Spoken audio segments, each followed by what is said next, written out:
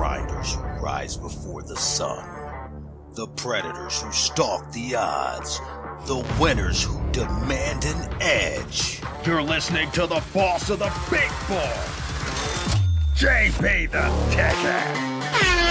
Listen every weekend, Saturday and Sunday from 6 a.m. to 7 a.m. to Vegas Scoreboard Express live on KSHP 107.1 FM and AM 1400 as I unleash a barrage of insightful analysis, expert predictions, and winning strategies from the sharpest minds in sports betting to get your money back from the sports books.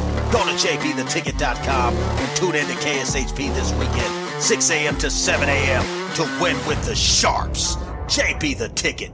Vegas Scoreboard Express. All money, all sports, no bull. Miss the live show? Subscribe to Vegas Scoreboard Express on Apple Podcasts, Spotify, TuneIn, and wherever you enjoy your favorite podcast and radio listening. Doja Cat presents the Scarlet Tour 2023.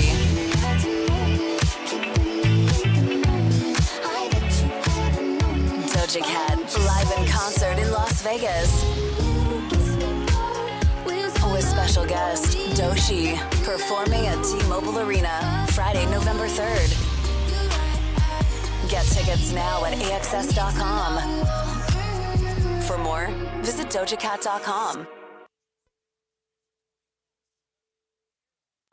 The world-famous radio shopping show, weekdays on 1400 KSHP North Las Vegas and KSHP.com. The views and opinions expressed in the following program are those of the program's participants and do not necessarily reflect those of station staff, management, and advertisers.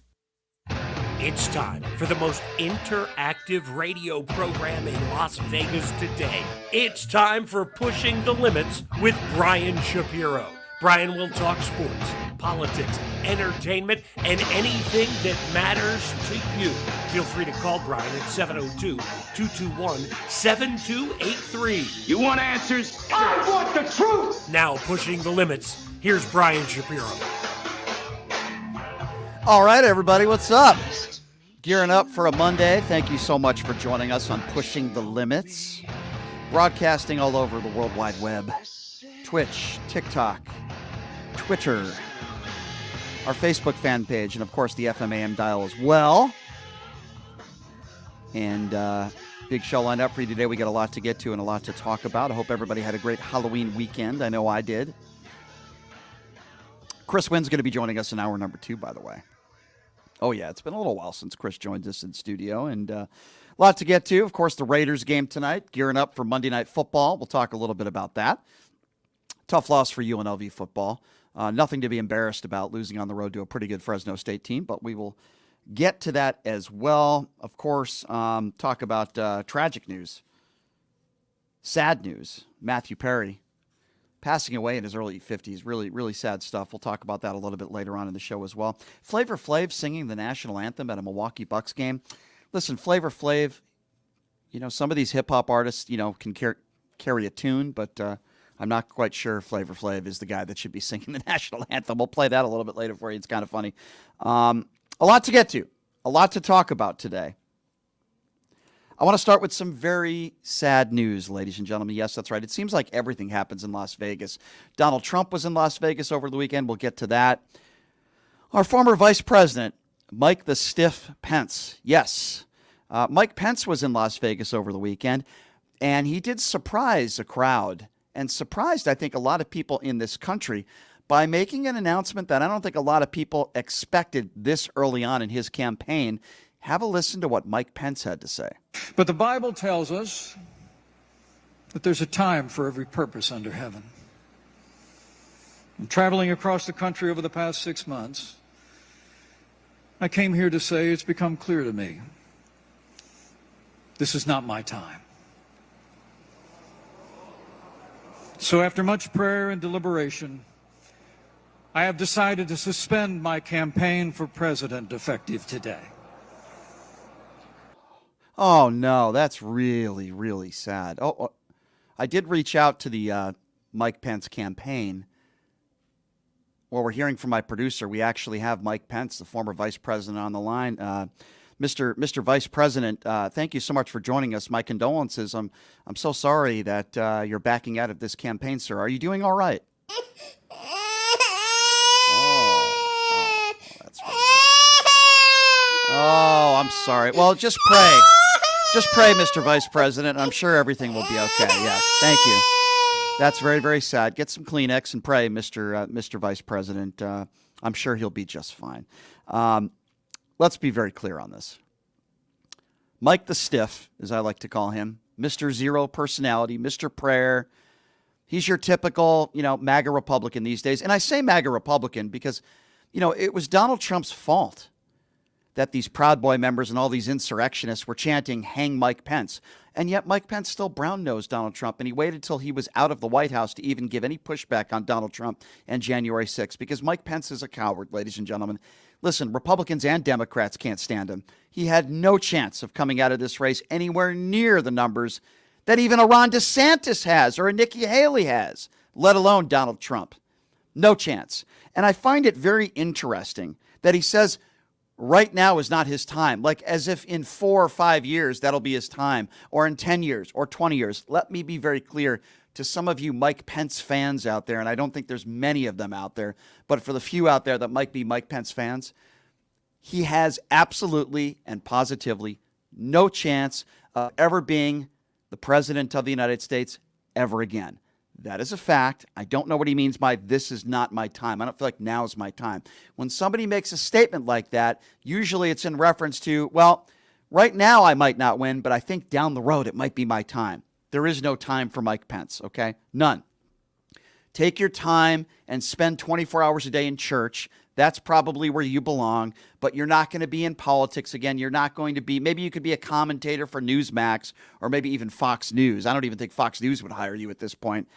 Sell some more books, maybe go back to conservative talk radio, even though I don't know why anyone would even listen to somebody like Mike Pence, because you could put out all the fake right-wing rhetoric you can. I don't know why anybody would even listen to Mike Pence. The guy has zero personality. I mean, some of these right-wing idiots, they do right-wing conservative talk radio, but at least they have some personality. Some of them do. Mike Pence has the personality of a dead ant. Let's be honest about it. So Mike Pence making the announcement in Las Vegas that he's not running anymore. All right, so ladies and gentlemen, I have some exclusive audio I want to play for you. We got this exclusively PTL. I can't name my sources. But apparently Stormy Daniels was recording some of the private time she had with Donald Trump. This is newly released audio exclusively on PTL. My understanding was this was the time where they were being intimate with one another. Yes, that's right, ladies and gentlemen. Donald Trump and Stormy Daniels. Apparently Stormy Daniels had some audio from their sexual interaction. Apparently it didn't last very long. This is exclusive audio just for PTL listeners here. Donald Trump, some private time with Stormy Daniels, and apparently Stormy Daniels hasn't released this audio until now. Have a listen to this. And they're proud, they're clapping, they're going crazy. I can't do it, Mom, I can't. Boom. Yeah, there you go. Yeah. All right, so obviously that wasn't Donald Trump spending time with Stormy Daniels. Obviously, I was joking. It did sound like that, though. Ladies and gentlemen, that's your 45th president of the United States. Can we play that again? What is he doing? That's just very strange. Can we play that audio one more time, if that's okay? It did sound like some sort of sexual, I don't know, some sort of, I wouldn't use the term sexual confrontation because that doesn't make any sense, right? It sounded to me like maybe that was Donald Trump conceiving Barron. Like, I don't even know. I just want to hear that one more time. And they're proud, they're clapping, they're going crazy. I can't do it, Mom, I can't. Boom. Wow. Donald Trump losing his mind, ladies and gentlemen. That was him making a speech in Iowa over the weekend.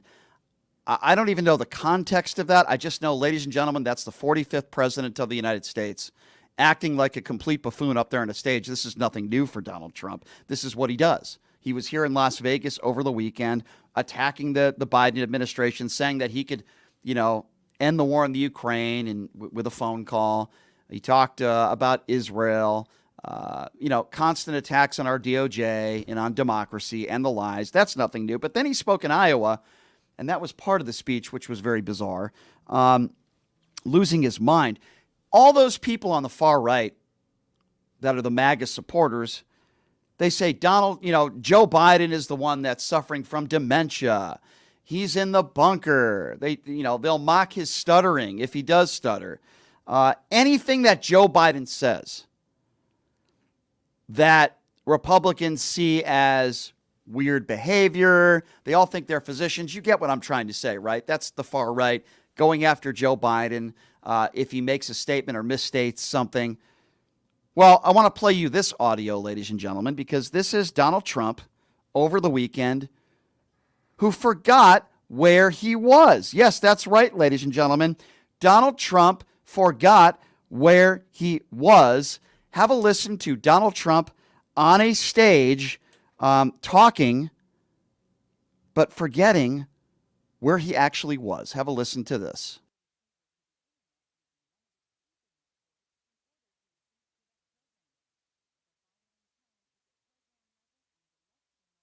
Okay, so we'll go back to that clip if we can.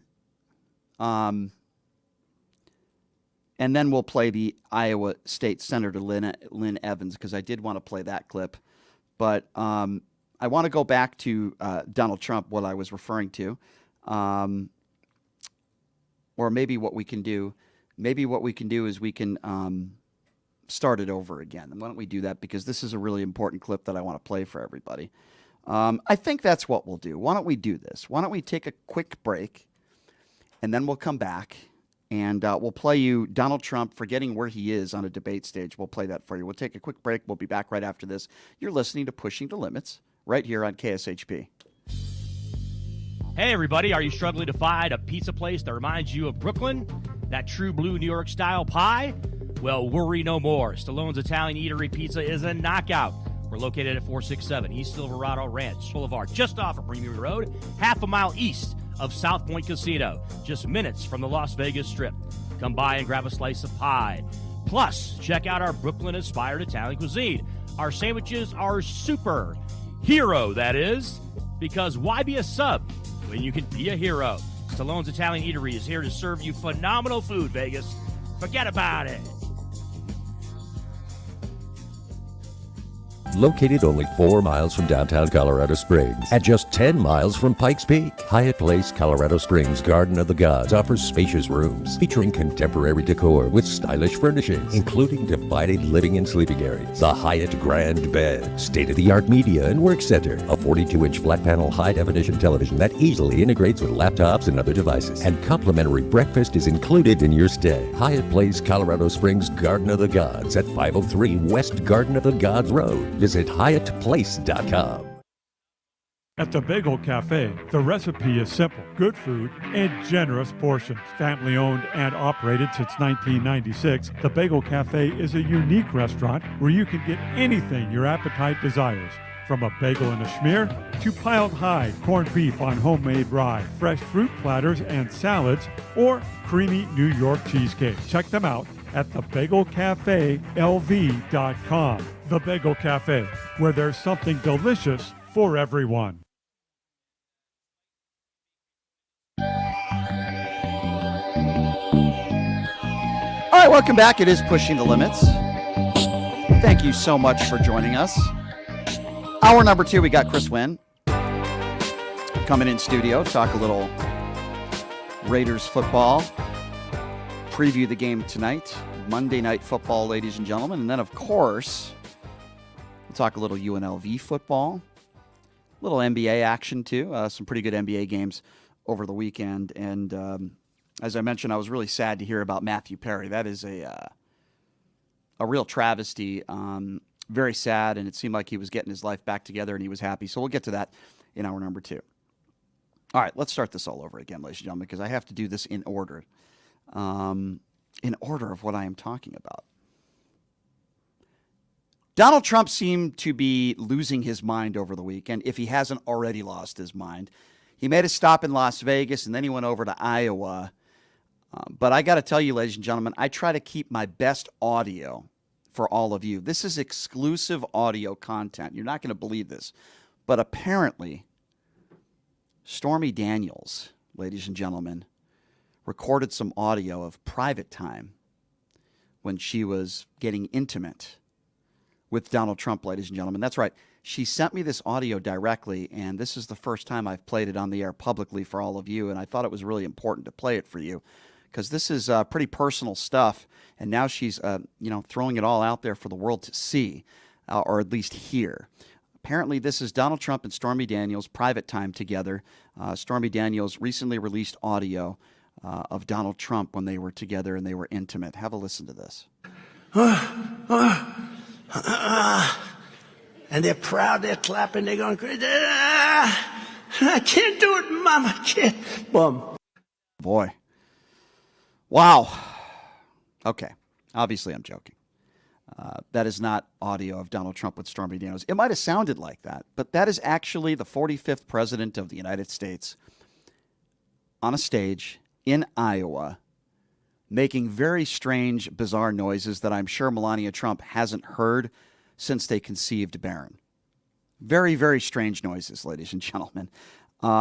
Again, that's our 45th president of the United States making a fool of himself as he does every single day, acting like an infant that he is. But in all seriousness, everybody on the right, at least most MAGA Republicans, they want to go after Joe Biden, and they want to say he has Alzheimer's. They want to say Joe Biden's in the bunker. Everybody automatically is a physician when they talk about Joe Biden and his age, right? You hear this all the time. But you don't hear these same people talk about Donald Trump. By the way, Donald Trump's not a spring chicken either.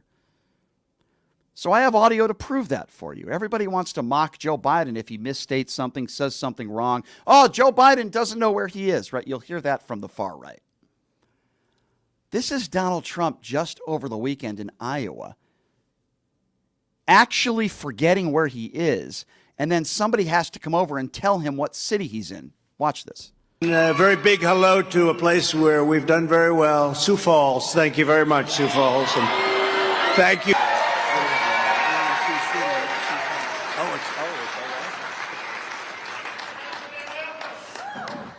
So Sioux City, let me ask. So Sioux City.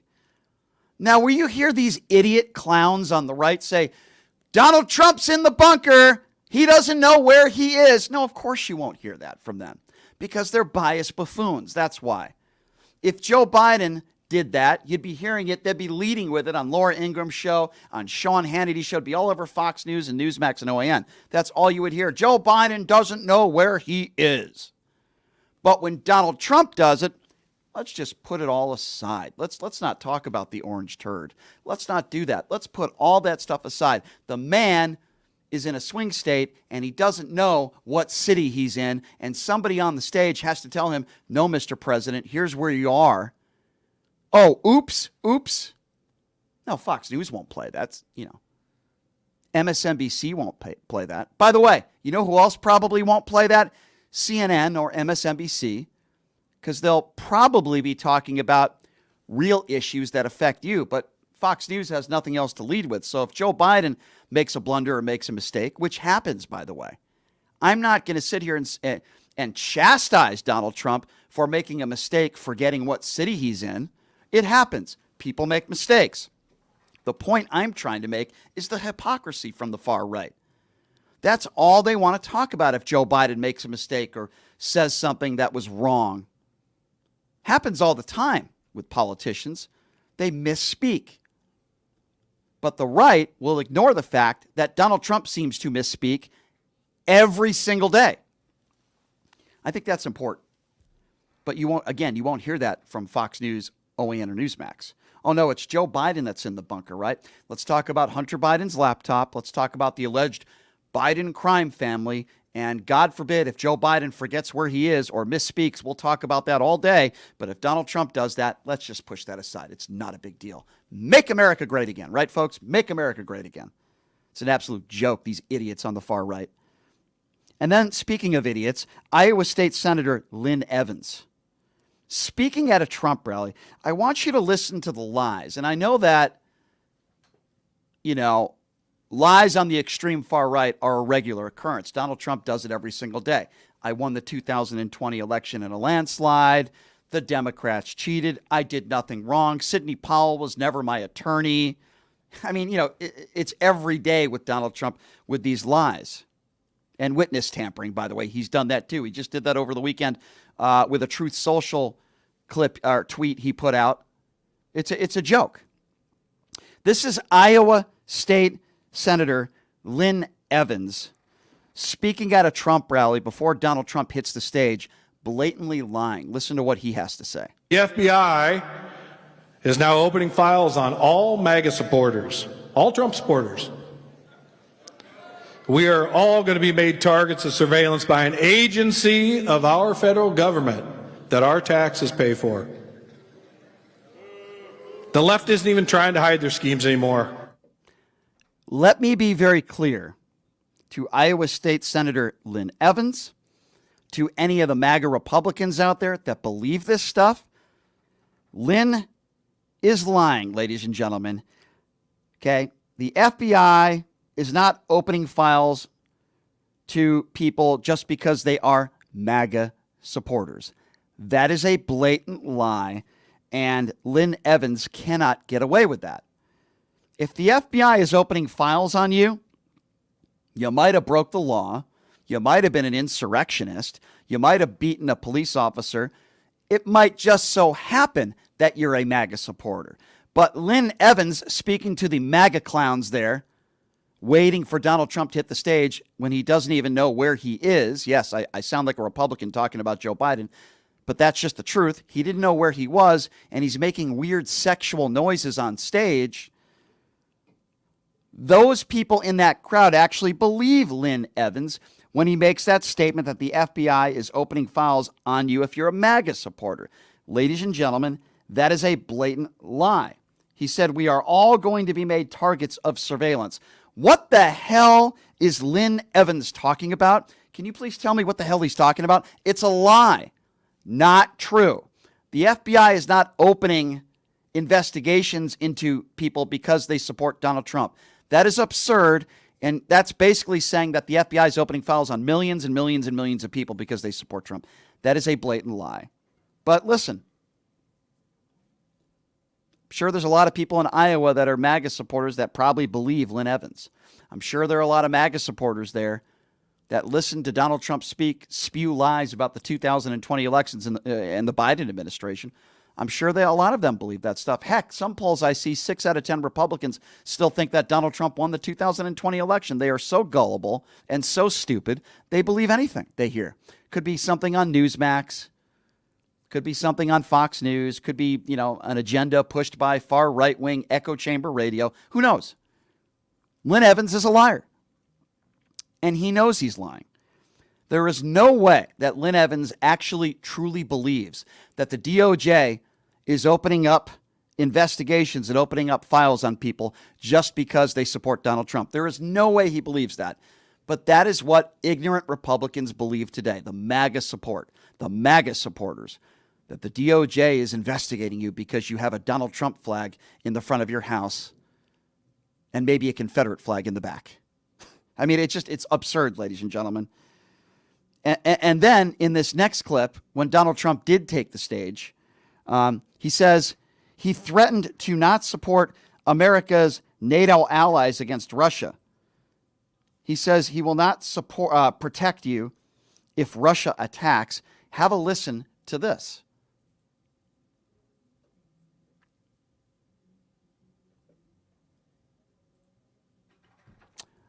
All right, we're waiting for that audio. And again, I want to just preface it by saying this. Trump saying that he threatened to not support America's NATO allies against Russia is something that is extremely troubling to me. Extremely troubling to me. And the problem that I have with Donald Trump making these sorts of statements, there's a lot of problems I have with these statements, but the main one being, when Donald Trump makes a statement like this, and he, again, pro-Russia, the right-wing radicals, pro-Putin. It's extremely frustrating, and it's dangerous to our democracy. And, I really don't know how else to put it other than the fact that he is a danger to this country. He is a danger to the world.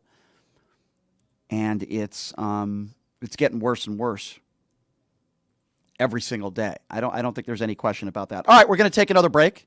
We'll take a break. We'll be back right after this. I want to play you a little bit of Ron DeSantis audio. And we'll take a break. We'll be back right after this. You're listening to Pushing the Limits right here on KSHP. Hey, everybody. Are you struggling to find a pizza place that reminds you of Brooklyn? That true blue New York style pie? Well, worry no more. Stallone's Italian Eatery Pizza is a knockout.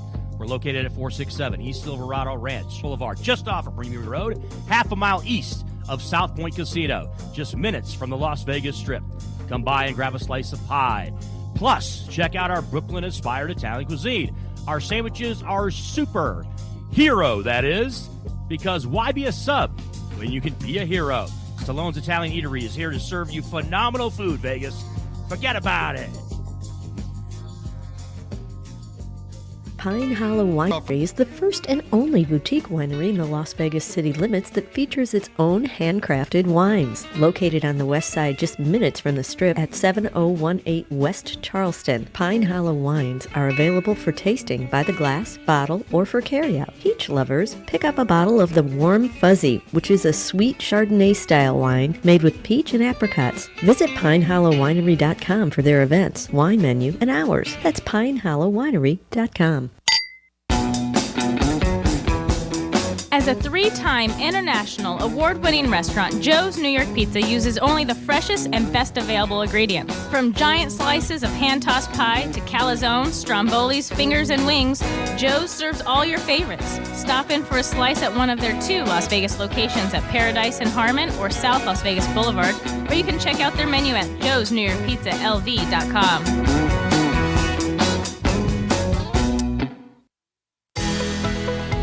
The National Atomic Testing Museum is a national science, history, and educational institution that tells the story of America's nuclear weapons testing program at the Nevada test site. Located at 755 East Flamingo Road, just east of Paradise, the museum offers immersive, interactive experts for guests of all ages.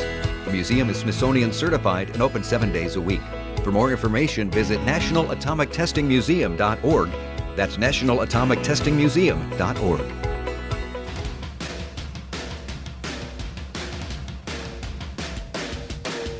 Hey everybody, it's Brian Shapiro from Pushing the Limits here. I want to tell you guys about my good friends at the Postal Annex. They have a notary signing agent, on-site daily, no appointment needed, and they offer a full scale of printing services from shipping labels to documents, business cards, banners, photos, and business signage. They're your passport service headquarters. They offer passport photos, and they can renew your adult passports. If you're traveling in a hurry, they can get those passports to you within 7 days or less. Mailbox rentals with a physical street address, and they also receive your packages from Amazon, UPS, FedEx, USPS, and more. Here's the best part. If you're a Pushing the Limits listener, they have an introductory rate of only $39 for a 3-month service. You can't beat it. Give them a call, 702-873-8005. Check them out at 6130 West Flamingo Road. It's the Postal Annex. And tell them I sent you. Buying or selling a home is a huge life event that requires guidance from an expert in the industry and community. My name is Blake Wynn. You may recognize my name as my grandfather was the best governor the state of Nevada has ever had. Growing up in Las Vegas, I've come to know this community intricately. Now, I am raising a family here as well, so I understand all the issues impacting our home and quality of life. As the top realtor for the #1 real estate team at Keller Williams, you can have confidence in my experience, knowledge, and track record. When it comes to buying, selling, or investing in real estate, choose a name you can trust and someone who understands the community you call home. Call Blake Wynn today and experience the difference of a trusted expert. 702-540-3311.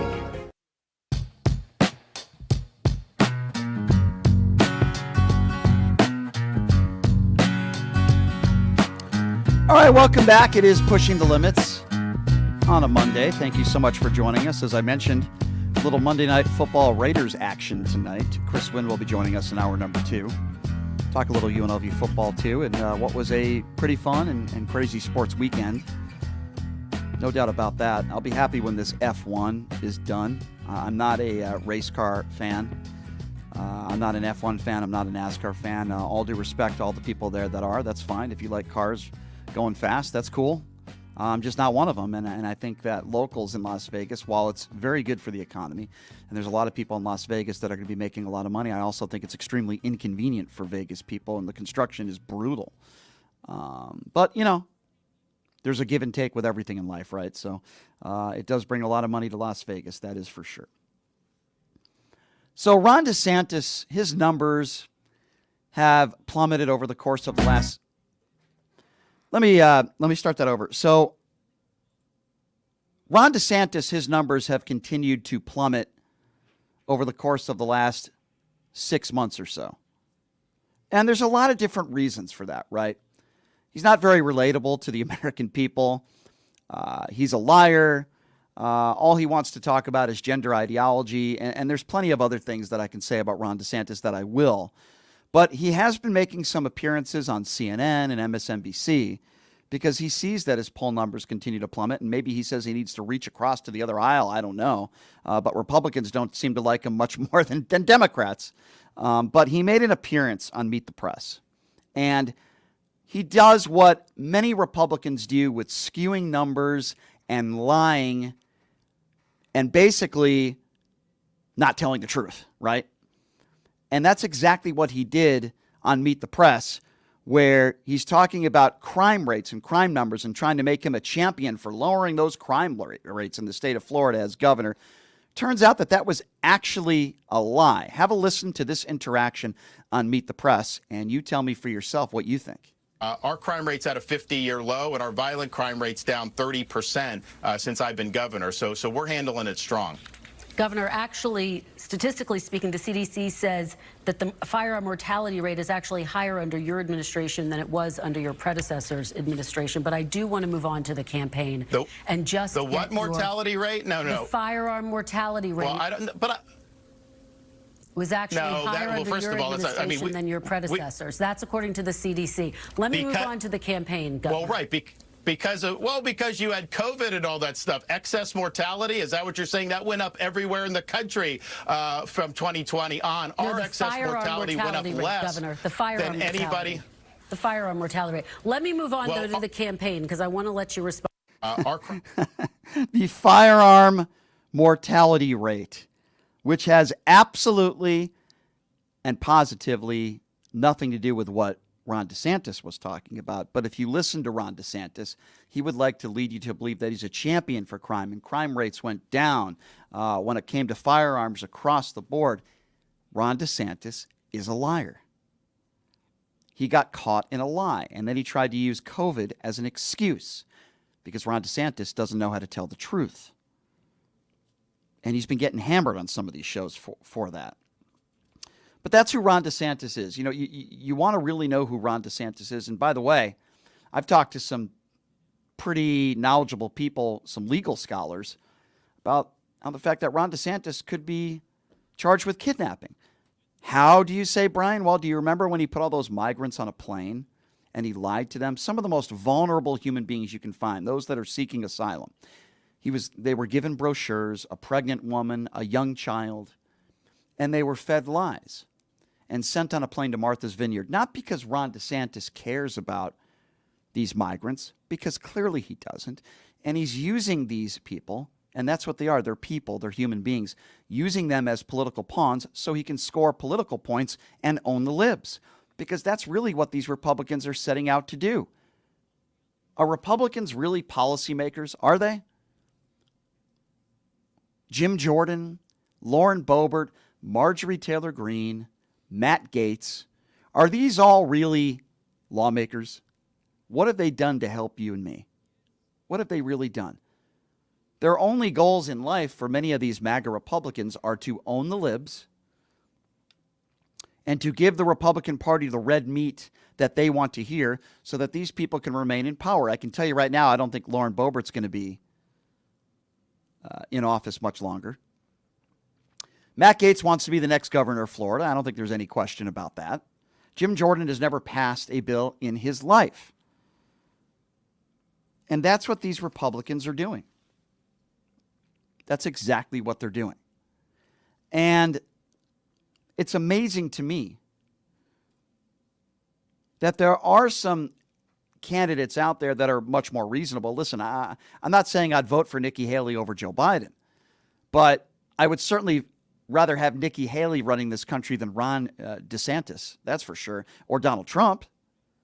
I'll certainly give her that. But you can't just go on a national program and lie. You're going to get caught, and I'll give Welker credit for that. She did get him on a lie. That's what we have to do. We have to hold our politicians accountable. It doesn't matter whether you're a Republican or Democrat, as far as I'm concerned. At least it shouldn't matter. I'll open up the phone lines at 702-221-7283. And again, that number to call if you want to be a part of the conversation, that number is 702-221-7283. That's 702-221-SAVE. So we had Donald Trump in Las Vegas over the weekend. Then he spoke in Iowa, forgot where he was. You won't hear Republicans talking about that, though. Was Donald Trump in the bunker? I don't know. You tell me. Donald Trump is losing his mind by the day. He's melting away, ladies and gentlemen. He is melting away. But you won't hear people on the right talking about that. You won't hear people on the right ever talking about that.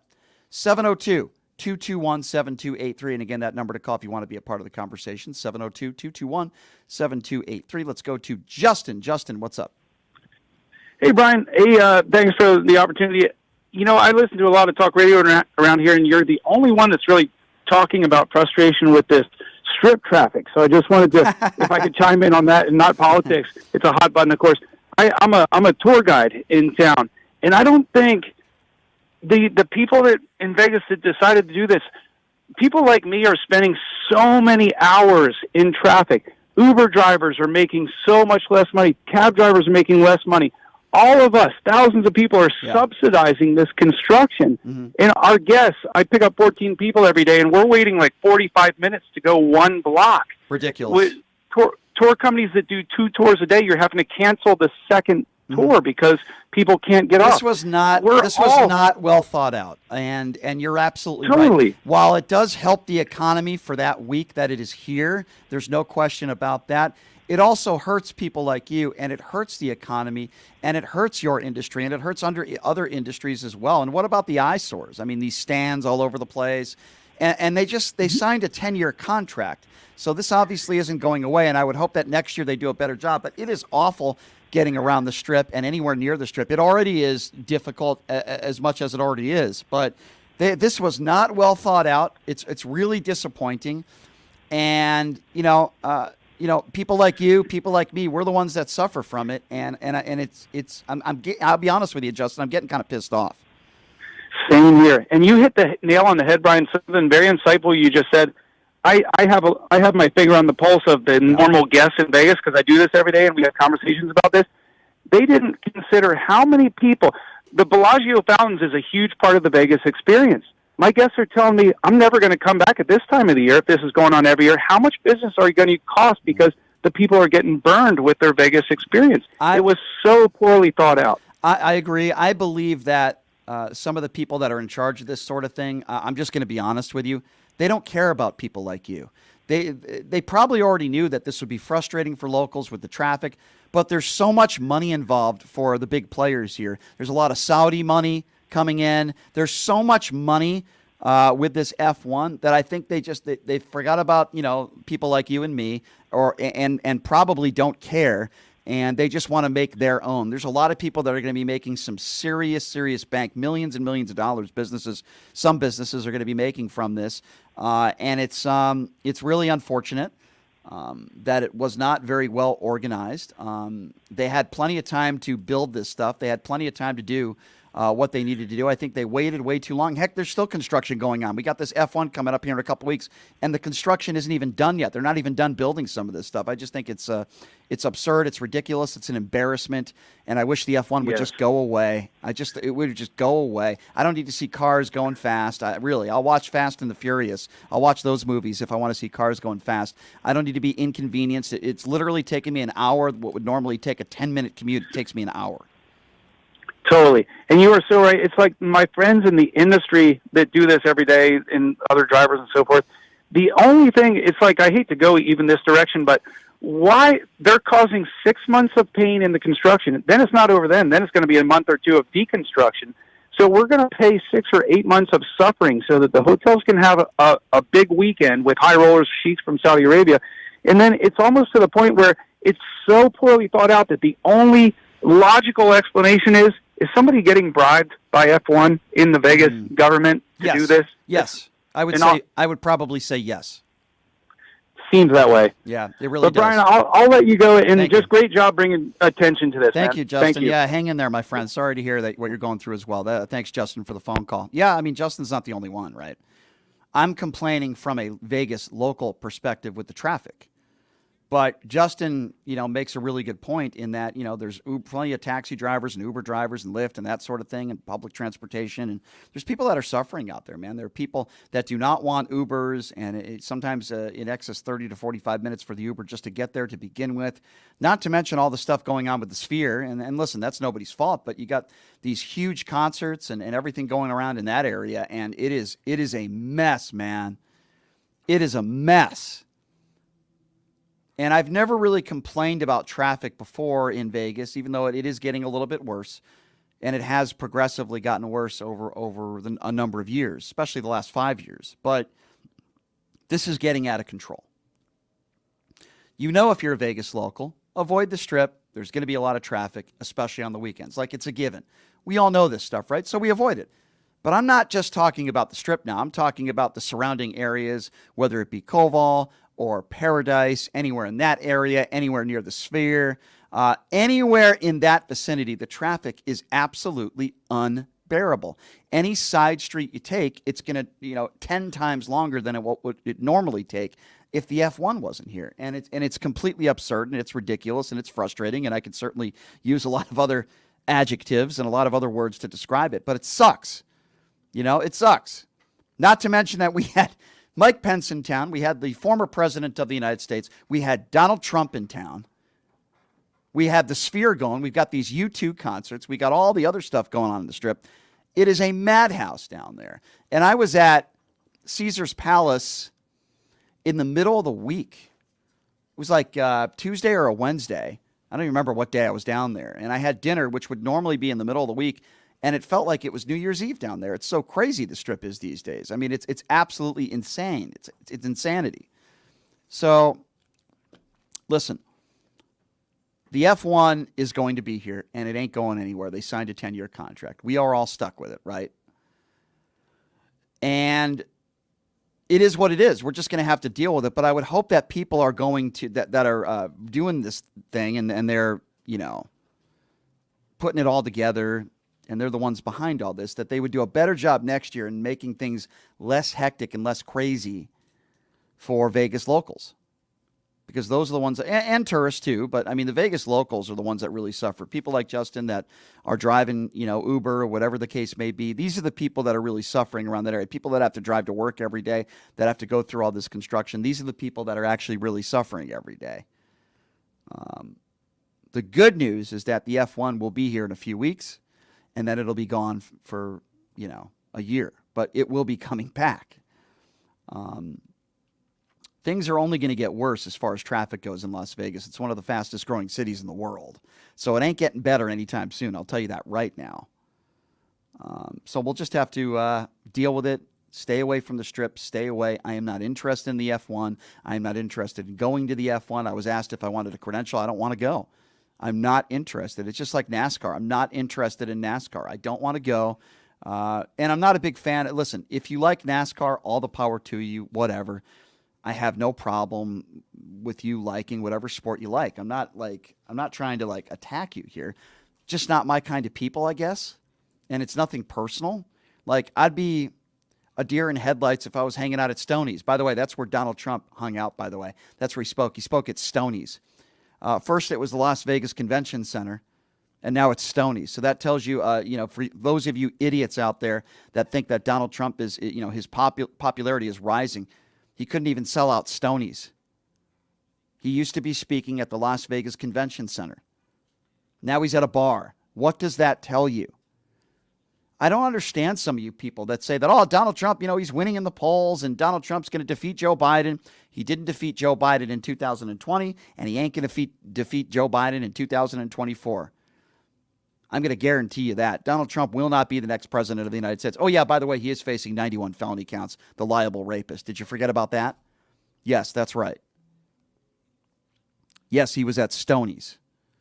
I could get an early 90s alternative rock band like Puddle of Mud that can get more people in a place like that than Donald Trump, just for the record. And for the video, when Donald Trump, I guess video was released of him driving on the Strip, there was a handful of people, maybe 30 or 40 people I saw that were waiting for him. Yeah, massive crowds for Donald Trump. Massive. Oh, and something else. I don't base a crowd on who's going to win the next presidency. Do we remember back in 2020 and back where we were in the heart of COVID, when all the MAGA Republicans out there were bragging about the massive crowds that Donald Trump had at his rallies? Meanwhile, we were losing 3,000 to 4,000 people a day, and Donald Trump made you sign waivers saying, hey, if you die or if you get sick, you can't sue us. Yeah. Ask the pizza man, Herman Cain, how that worked out for him. Dead of COVID. I don't wish that upon anybody. But make no mistake about it, I'm sure Herman Cain got it from showing up at one of his rallies without wearing a mask. Number to call, 702-221-7283. And again, that number if you want to be a part of the show, 702-221-SAVE. Let's go to John. John, what's up? Hey, Brian. Did you happen to hear Bibi Netanyahu's speech over the weekend? I did not. Oh. Well, it's very disturbing, and it's extremely troubling. What did he say that was disturbing and troubling? What did he say? Well, just as some background, Netanyahu is Israel's Trump, all right? He's a fascist, he's a liar, he's a fraud. He'll say anything and do anything. He has no interest in a two-state solution. He is only interested in a land grab. And in this speech, he warned the people of Gaza to go further south. They're already have been asked to give up half of Gaza. He's really just trying to drive them into the ocean. Isn't it Hamas, though, that is trapping them there? Isn't it Hamas that is not allowing them to leave? Isn't it Hamas who really doesn't care about whether all these people live or die? I mean, shouldn't we start there? No, we should start with the fact that Netanyahu is a duplicitous fraud.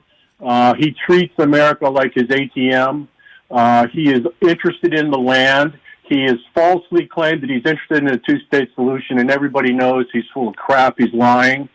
And the part that really threw me over the top, Brian, is this quote, and I'm quoting here. He said, "You must remember what Amalek has said to you," says our Holy Bible. Now, I'm not a religious person, but I'm a curious person. And I just, for my own personal satisfaction, had to pull up the Bible and find out exactly what the full context of that quote was. And it's in Samuel chapter 15, book 1, chapter 15, I think. Again, I'm not a religious person, but it's definitely in Samuel chapter 15. And it says, I remember that which Amalek did to Israel. And it says, now go and smite Amalek and utterly destroy all that they have and spare them not, but slay both man and woman, infant and suckling, ox and sheep, camel and ass.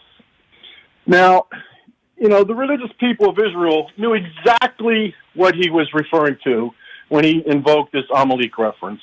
Okay, but hold on. Before we get into the weeds, we obviously fundamentally disagree with the Israel-Palestinian conflict. But the bottom line, and I wish you would at least admit this, Hamas started this. Okay? The people in Gaza would not be in the situation they're in right now at this moment if not for Hamas committing these genocide terrorist attacks in Israel, which was basically labeled as, and I would agree, Israel's 9/11. Now, if you disagree with the way Israel is responding, I get it. You don't like Netanyahu. I understand all that. But Hamas is using Palestinians as human shields, burning babies alive, raping women, kidnapping people. They still have over 100 hostages. I wish we would start there. And the reason why I say that, John, is because what I want Israelis and Palestinians to work together, which I guess will never happen, and get rid of Hamas because it's better for both of them. And I wish we would all come together as Americans. We could disagree on, Netanyahu and other things that you're discussing, and that's fine. But the bottom line is Republicans and I shouldn't say Republicans and Democrats. I think most of us on both sides of the aisle agree, and most of us are pro-Israel. But this started with Hamas. And I wish I would hear that from you, and then we can get into the weeds. Let me know when I can talk, Brian. You're just going to rail for 10 minutes. Okay, let me know when I can. Okay, John, are you going to be disrespectful to me? I've always been respectful to you. I'm going to be. John. What did I say that was disrespectful? John. What did I say that was disrespectful? First of all, John, let me be clear. I will talk as long as I want to talk because it's not your show, it's my show. I always give you the platform. You're happy to call in. But don't get, Brian, are you going to talk for 10 minutes? John, guess what? It's my show and it's not yours. Okay? I've had you on. Let me know when I can talk, Brian. Okay. Thank you. Thank you for allowing me to do that. There's no reason to be argumentative or disrespectful to me. I'm giving you the platform to talk. I've given you opportunity, and now I'm responding. I don't know why you're so anti-Israel, John. I hear it in your voice. You disrespected the rabbi that was in studio when I had him in here a couple weeks ago, calling him names. You were wrong, John. I'm wrong sometimes, and I admit when I'm wrong. I make mistakes every day, and I apologize when I'm wrong. You disrespected the guest that was in studio. I let it slide, and now you're disrespecting me. I expect that from a MAGA clown that calls into the show, not somebody like you. You're entitled to your opinions, and I'm happy to have a debate with you when it comes to Israel. But don't tell me when I can or can't talk. Okay, I don't need you to be condescending. Now, I will let you respond. I wish you were more pro-Israel. Clearly, you're not. I don't know why. You don't like Netanyahu. I get that. It starts with Hamas. They raped a bunch of women. They burned babies alive. They kidnapped people in their homes. I understand the Israeli government has also killed innocent civilians. They also have the right to defend themselves, John, and I don't know why you can't admit that. Go ahead. I think it's convenient how you always choose the starting point that benefits Israel and the Jewish people. No, I speak truth. You want to? Okay. If you think that the Palestinian displeasure and hatred towards Israel began on October 6th or 7th or whenever that date was, you're sadly mistaken. I never said that. Again, I'm talking about right now. I'm talking about right now, the people that are suffering in Gaza right now. Why is that happening? It's happening because Hamas decided to commit genocide and atrocities in Israel. Why can't you admit that? Because Israel was created in 1948, was it? So that's your defense to Hamas going in there and killing a bunch of innocent people? Please, Brian, please, if you want to have a debate, let me just make my point. Israel was created, what was the year, 48? During that time, 750,000 Palestinians were forced to flee their land. I think that was wrong. I think that America has given Israel over $300 billion in aid throughout the years. I think it's a bottomless pit. I don't think there will ever be peace in the Middle East. There's going to be another bill submitted very shortly for another more tens of billions of dollars.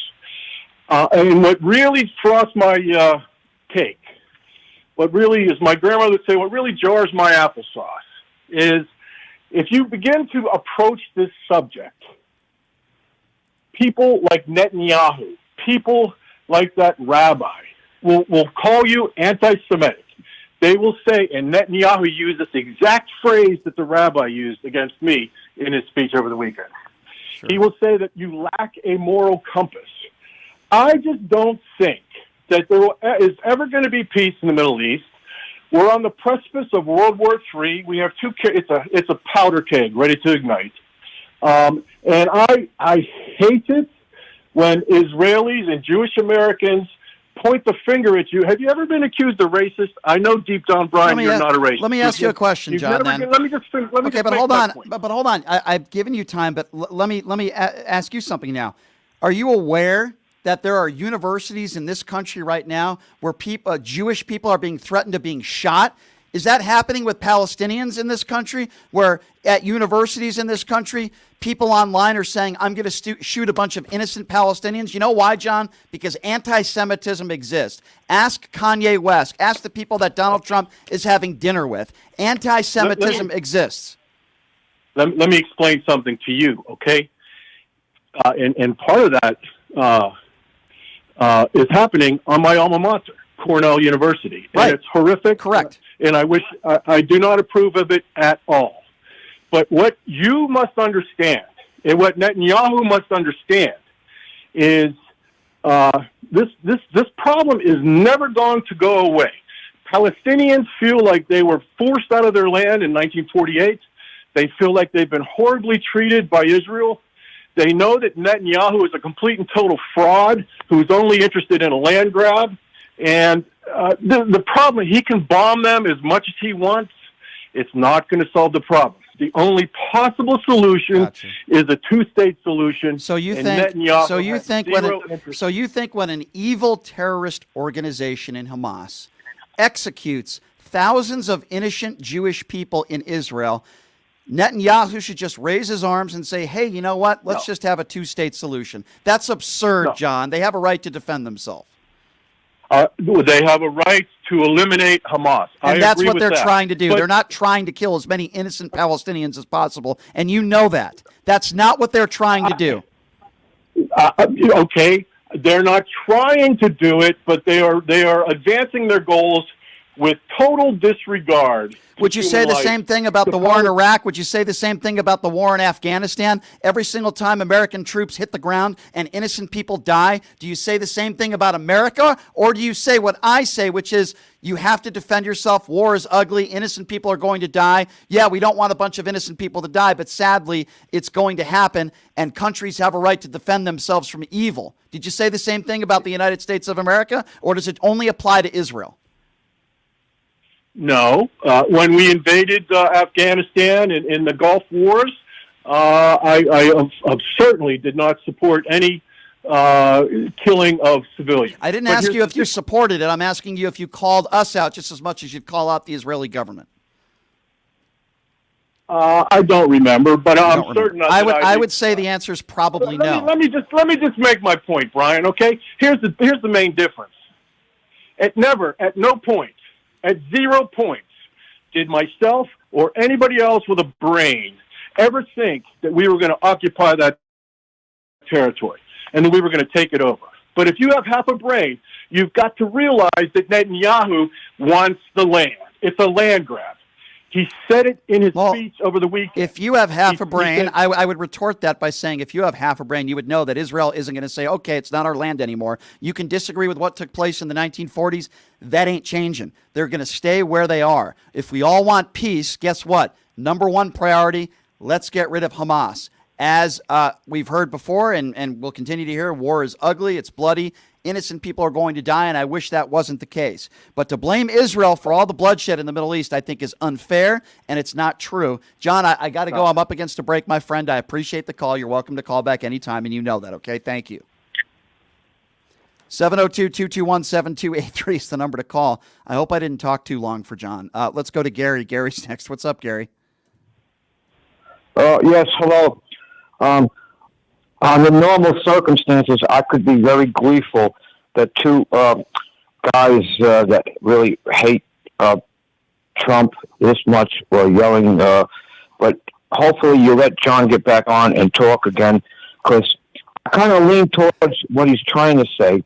I understand. I understand what John is trying to say. I understand you understand. I'm on the side of Israel too, Gary, and I know. Gary, I agree. I just want to say the problem I have with John is the first thing he should mention, which I think is most important right now, is that Hamas started what is taking place right now. Now, we could talk about the 1940s and the land that Israel has, and we could have disagreements on that until the cows come home.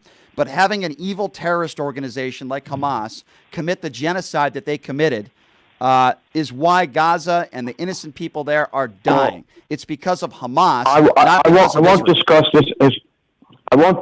this as long as John into depth into the history. But I have a problem with the bombing of apartment buildings with women and children in it. It's not good for Israel. It's not good for us. It's not good for the children. Israel. It's not good for anything. I understand. I wish that wasn't happening either. I agree with you. But Israel. I'm feeling John's frustration. Israel, of course, it's terrible. But Israel is giving people. Just send men in there. Just send men in there. 300,000. Send men and go from building to building. More Israeli soldiers, unfortunately, will get killed. But at least they look like they're doing this the right way. Gary, I hear you. Here's right, again, but Gary, here's right. again my issue with John when he calls in about this. He's the first person to go after people on the far right, radicals. And by the way, I don't have a problem with that because I do it every day. Lauren Boebert, Marjorie Taylor Greene, you name it, right? But when a piece of human trash like Tlaib says that Israel was responsible for this hospital bombing, which we know was not the case, I don't hear John criticizing his own. And I'm on your side. We need to be able to. We're on the same side with that. Yeah, we need to be able to criticize both sides, Gary. Hey, man, I'm up against a break, my friend. I appreciate you calling in, Gary, okay? All right. Thanks, pal. Thank you. All right. I don't mind it when people call in and have disagreements with me. I do it every day on this show. But Hamas started these terrorist attacks. I'm not saying Israel's perfect. Innocent people are dying. It's awful. I wish there was peace in the Middle East. Israel has a right to defend themselves. Hamas needs to be taken off the face of the planet. And then we can get into the weeds and have conversations on what Israel should or shouldn't be doing. But we all need to agree that Hamas is a terrorist group and they committed genocide. Appreciate the calls. We're going to take a quick break. We're going to switch topics when we come back. UNLV football with a really tough loss over the weekend. Nothing to be embarrassed about, but a tough loss. The Raiders, Monday Night Football tonight, and he's making a celebrity appearance. Yes, he is. I want to find out what Chris Wynn did over Halloween weekend. We'll take a quick break. We'll be back right after this. It's Pushing the Limits right here on KSHP.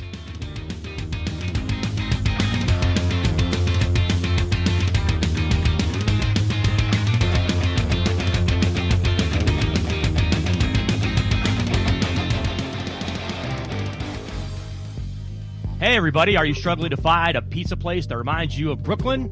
That true blue New York style pie? Well, worry no more. Stallone's Italian Eatery Pizza is a knockout.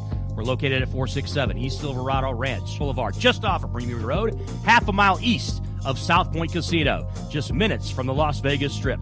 Come by and grab a slice of pie. Plus, check out our Brooklyn-inspired Italian cuisine. Our sandwiches are super. Hero, that is. Because why be a sub when you can be a hero? Stallone's Italian Eatery is here to serve you phenomenal food, Vegas. Forget about it.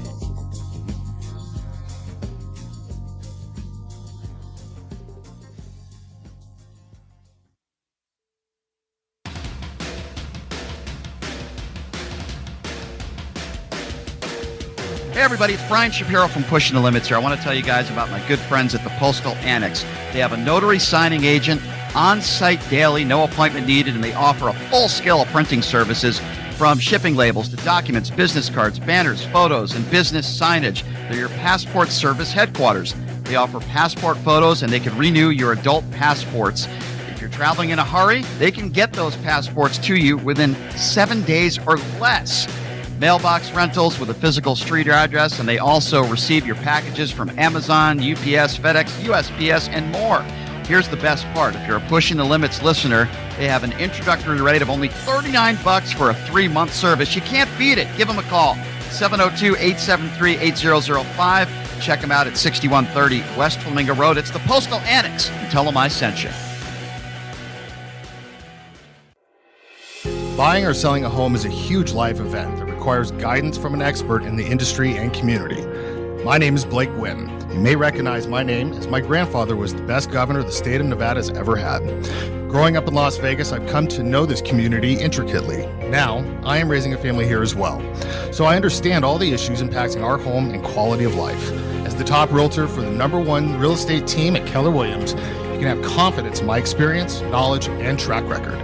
When it comes to buying, selling, or investing in real estate, choose a name you can trust and someone who understands the community you call home. Call Blake Gwynn today and experience the difference of a trusted expert. 702-540-3311.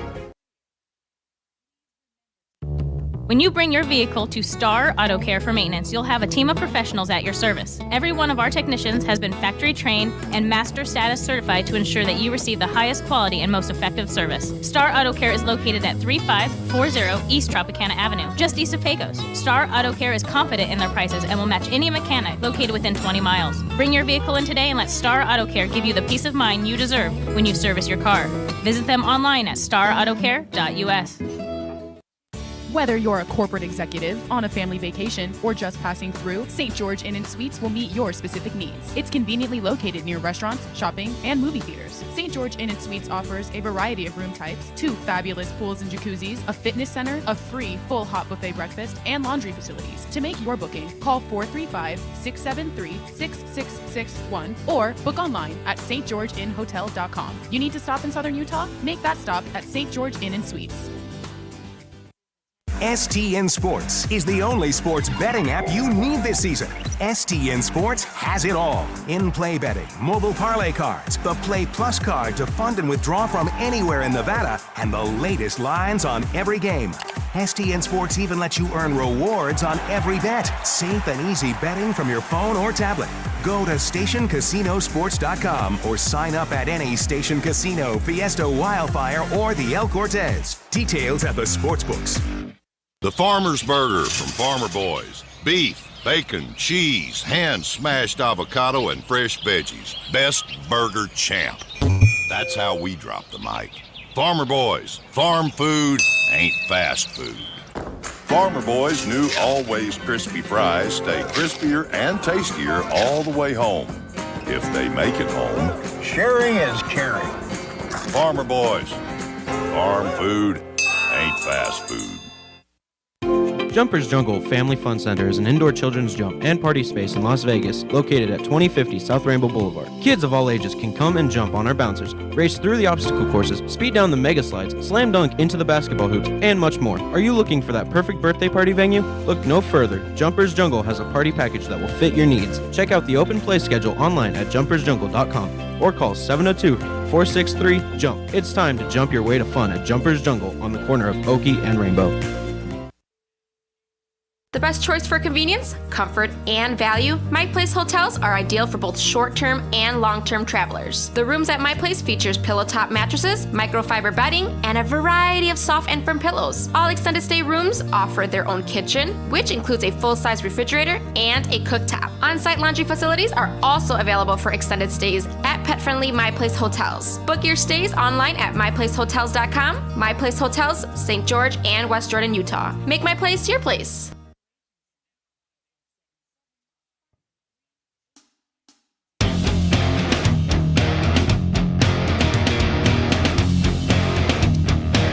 All right, welcome back. It is Pushing the Limits on a Monday. Thank you so much for joining us.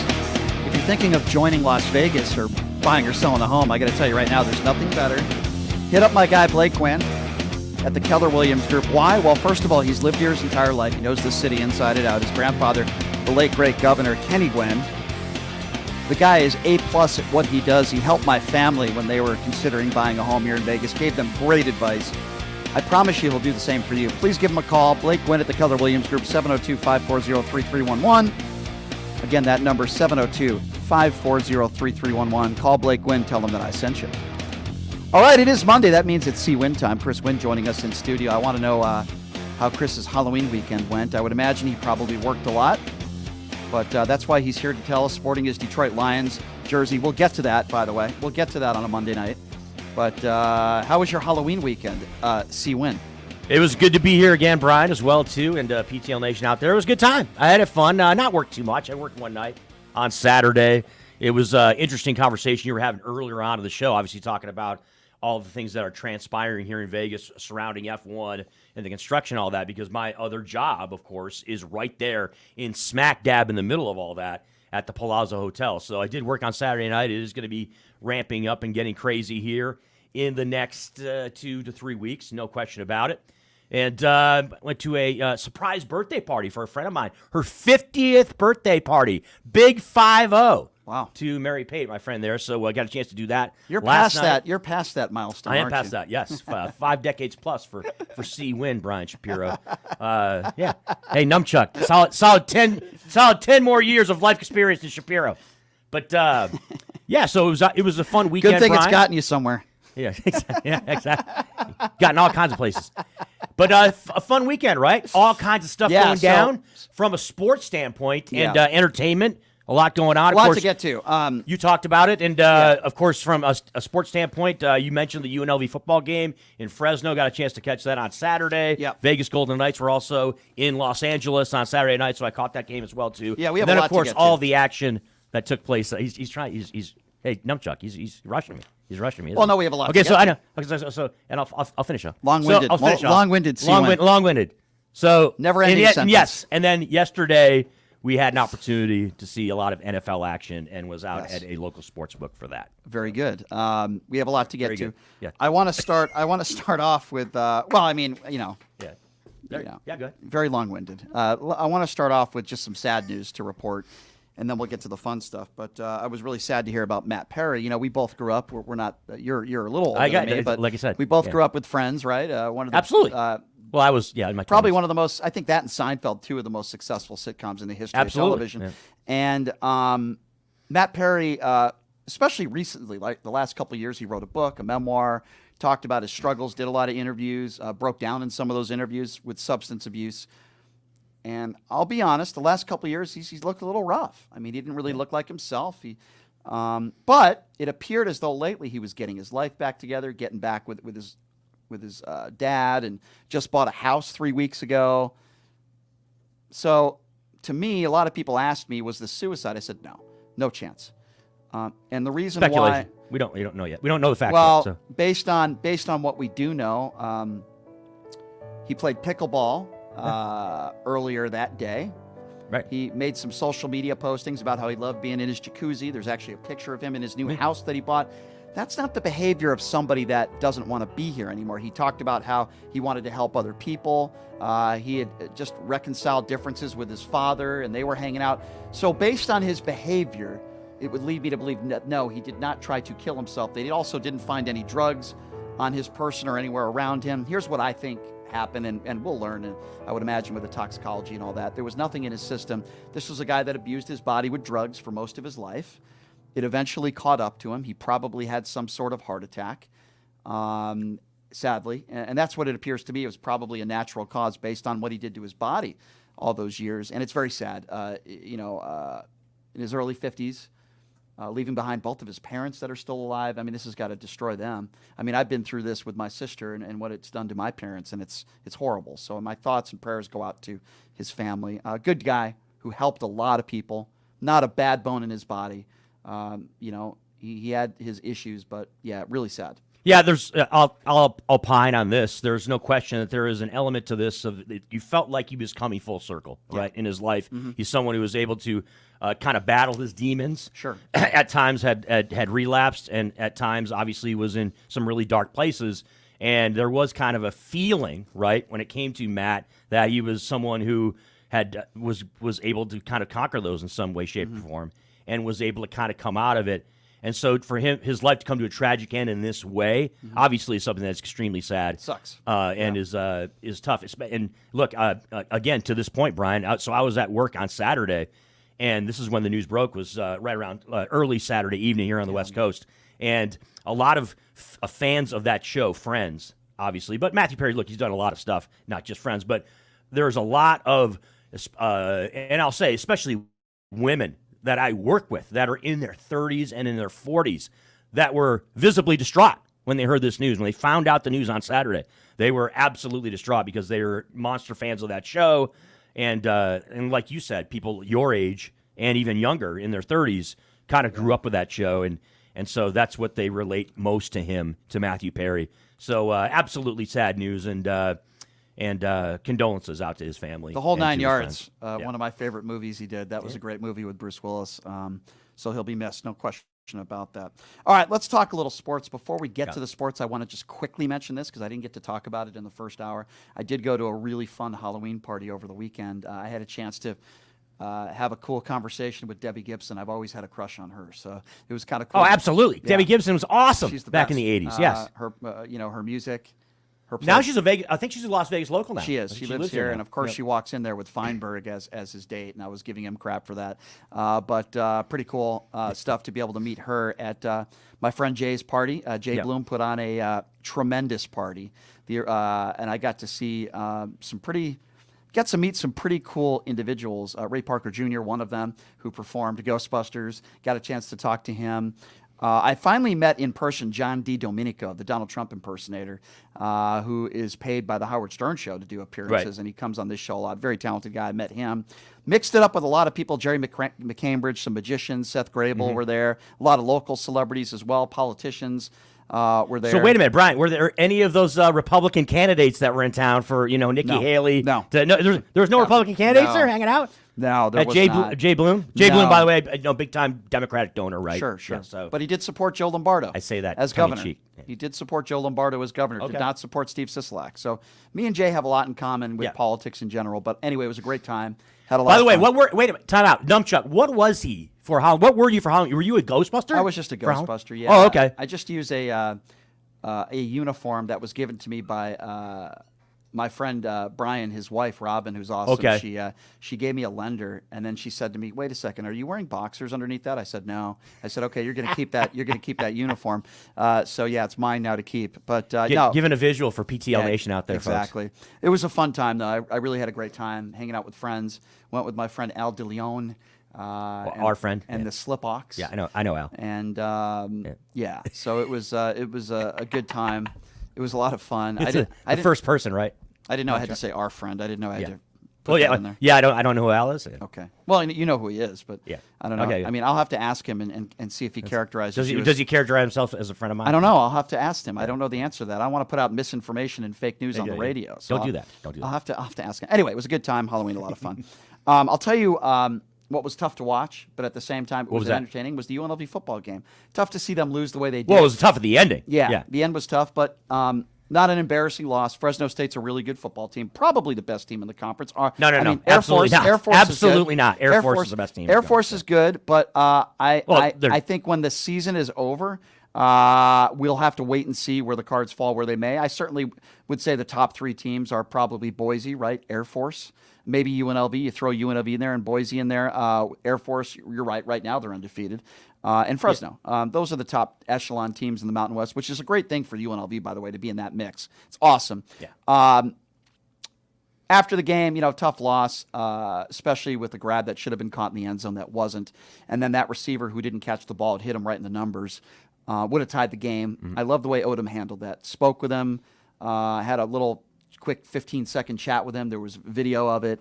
I love Coach Odom, and I think he's doing a great job. I know he's doing a great job, and UNLV will bounce back. But the fact that they gave up 21 points in the third quarter, no good. They fought back in the fourth to get back into the game. They played great in the first half. Unfortunately, gave up 21 points in the third quarter, and that's what was their demise. But nothing embarrassing about the loss. Fresno's a good football team. And just the fact that UNLV is now in the conversation still, and they will be till the end of the season, to try to win the conference is great. Well, a big key for UNLV football is they've created a cushion, right, Brian? They've given themselves an opportunity in which they're already bowl eligible, right? It's not necessarily a question as to whether or not they're going to be in the postseason. They're going to be playing in December in a bowl game. Now it's just a matter of how many wins they get and if they can get to that Mountain West championship game, right? That's the goal. I'm sure that Coach Barry Odom, that coaching staff, and that team is that can we get? We need to our next step is making the Mountain West title game. That's what they that is the impression. So yeah, it was a bump in the road.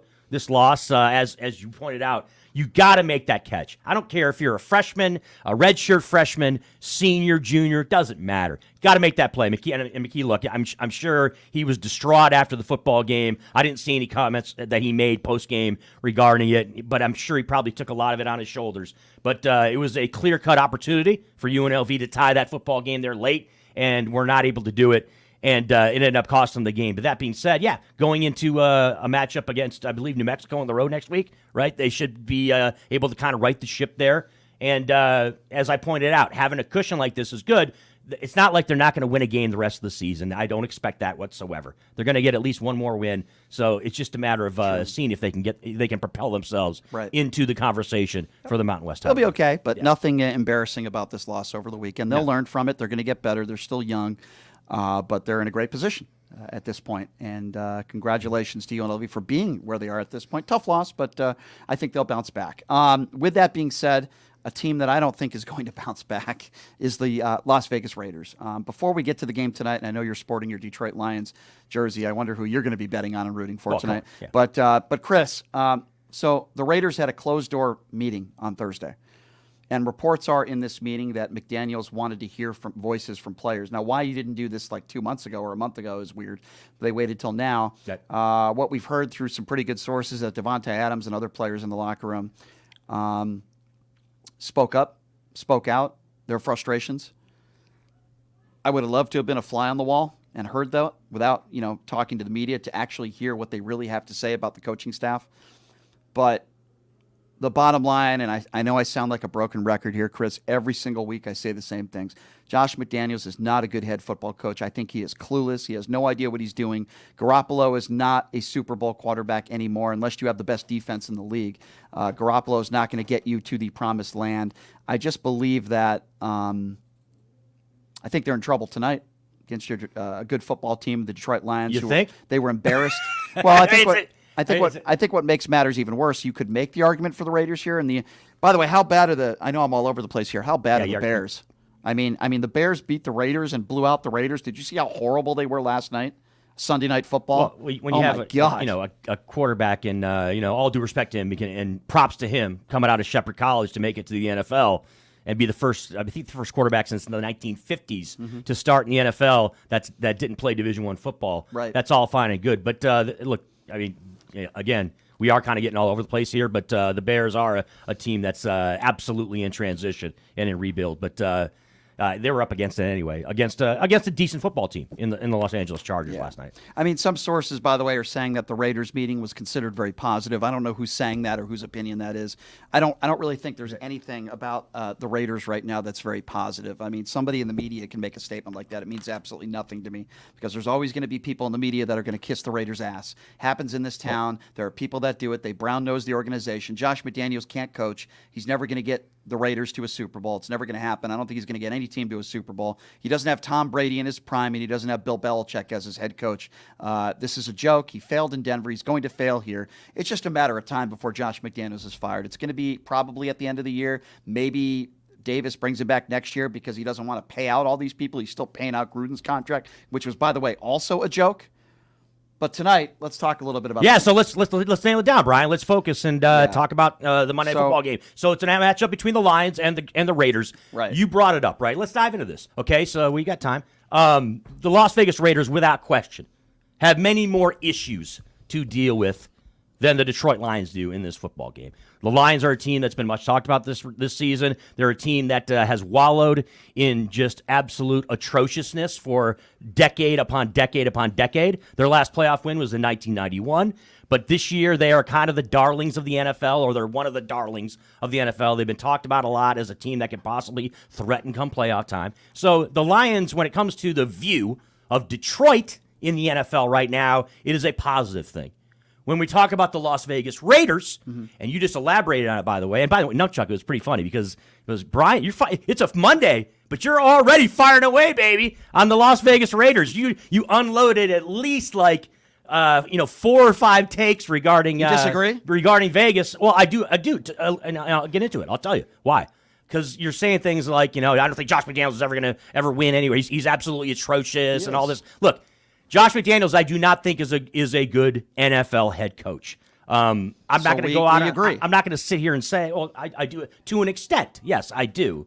But this, without question, when you look at this matchup tonight, right? It's Monday Night Football on a national stage between the Lions and the Raiders. The Raiders absolutely have more issues, right? The Raiders absolutely have more things that they're dealing with. What's up with your hand Whether gestures? it's on, well. This is how I roll, baby. This is what I do. So here's the deal. Especially when you're talking about personnel and the interaction is what I'll say between Josh McDaniels, the head coach, and key players on this team. Well, what am I talking about, Chris? What are you talking about? I'm talking about the likes of Davante Adams, right? One of the best receivers in the league. He's already made comments in the last couple of weeks regarding how his playing time or how his touches are being handled, how he feels he's not having the impact on this team that he should have. Then there's also another receiver on the team, right? And the news that has come about in the last week regarding Hunter Renfrow. We are 2 years removed from Hunter Renfrow being all-pro wide receiver for the Las Vegas Raiders. And this guy has completely disappeared since Josh McDaniels took over as the head coach. So this is an issue also that is imperative with this Raider team. So it's not just I'm not necessarily criticizing you here. I'm just bringing up exactly specific details as to why the Raiders are having issues as a football team. And these are two very specific ones when I'm talking about players the caliber of Davante Adams and the caliber that he used to be, and he's just kind of disappeared in Hunter Renfrow and Josh McDaniels. These are two things that are extremely important, in my opinion, regarding the Raiders as to why they have not been the team that they're supposed to be. So what do you? When you say, what do you mean? To an extent, you disagree with me about Josh McDaniels? Because at times you get into hot take territory where you make definitive statements. So a definition of a hot take, you know what it is, right? I do. So so what is it? Because what it is, so I'll give you the definition. It's basically when you say something definitively. And it's something that it could be a topic that necessarily isn't a provable point. So you think Josh McDaniels is going to make it to a Super Bowl? I don't think Josh McDaniels is an atrocious coach. We could just play the audio of what you just said the last 10 minutes. I'm talking about like when I say hot take territory, I'm not just what do saying you disagree with me on? Just tell me. Okay, so I don't think the Raiders can ever be a playoff team. I don't think he could ever. I just think that. I didn't say that. I said Josh McDaniels is going to get you to a Super Bowl. Okay, he's not going to get you to a Super Bowl ever, whether he's coaching the Raiders or any other team. So this is what I'm talking about when I say hot take. When you say he's not going to get you to a Super Bowl ever, you understand what that means, right? It means you think that it's an impossibility. No. It's an improvable point, but you're definitively talking about it. That's the definition of a hot take. Okay, you disagree with me. You think there's a chance Josh McDaniels? I think yes, I do. I think there would be. Well, I think you're absolutely crazy. Okay, so again, I'll explain why I disagree with you. Okay. The reason I disagree with you is because, yes, in a different scenario, if he was someone who is able to work as a coordinator again, okay, that's not what I was talking about. Well, but my answer matters. Okay, so if he is put in a different situation, right? Yeah, I'll say I'm not talking about right now as the head coach of the Raiders. Yes, I would agree. With anybody. This is not a good situation for Josh McDaniels. It's not a good situation for the Raiders. Chris, hold on. Let me just. You don't understand what I just said, or no? I don't think you understand what I said. I didn't say as an offensive coordinator. He may very well be successful as an offensive coordinator. No, I'm talking about I was using offensive coordinator as a starting point to a progression in his career to get to a point. It's like you didn't hear what I just said. When I say a hot take, you're making a definitive statement. You know, a definitive statement means that you're saying something that is absolute. You're saying it's absolute. Okay. That's why we call it a hot take. Because hot take, it's not just an opinion. Yeah. We don't call all opinions hot takes. We don't call all hot takes opinions. The difference is when it's a hot take, you're saying something definitively. You know what I mean? Definitive. It's like it's absolute. Okay, about something that is absolutely negotiable or debatable. Okay, so you don't understand is it a hot take? Is it a hot take? A hot take is Josh McDaniels will never. Okay, no. Listen. So a hot take is Josh McDaniels will never be a Super Bowl winning coach, and I don't think he'll ever be a Super Bowl winning coach. That's a hot take. It's called an opinion. Because what happens when Josh McDaniels goes back to being the court? No, for argument's sake. So is it a hot take? Let's say he goes back to the Patriots. For argument's sake, if I say he goes back to the Patriots. If I say Chris Wynn will never be an NFL player, is that a hot take? That's no, because I'm 53 years old, dude, and I'm not going to be playing in the NFL. It's a terrible comparison. If I say it's a terrible. Hold on, let me ask you some questions. It's terrible. I want to understand what a hot take is. It's a terrible example. So I'm going to ask you a couple questions, and you tell me, or I'm going to make a couple statements, and you can tell me if you think it's a hot take or not. Yeah. Go ahead. Will Chris Wynn ever be a Chippendale? No chance, I say. Is that a hot take? Again, you're talking about things that I just want to know. Is that a hot take? Far gone. Yeah. Is that a hot take? Yeah, absolutely. Okay. Yeah. So it is. Yes, it's it a is. hot take to say that Chris Wynn will never be a Chippendaleer. That's not a factually. Well, I mean, look. Let me. Well, I mean, look. I'm not going to. That's a hot take. I'm not going to. Really. Hey, PTL Nation, if I say that Chris Wynn, who's in his 50s, yes, I'm not on the front of Fitness Magazine either. But to say on the air right now that Chris probably will never have a six-pack ever. No, but I could take the approach, Brian, of Donald Trump in 2015 when everybody said you could never be president, right? When Seth Meyers back in 2011 mocked Donald Trump, and compare especially that to you being a Chippendale. Well, yes, I am, because I could take it and let me explain why.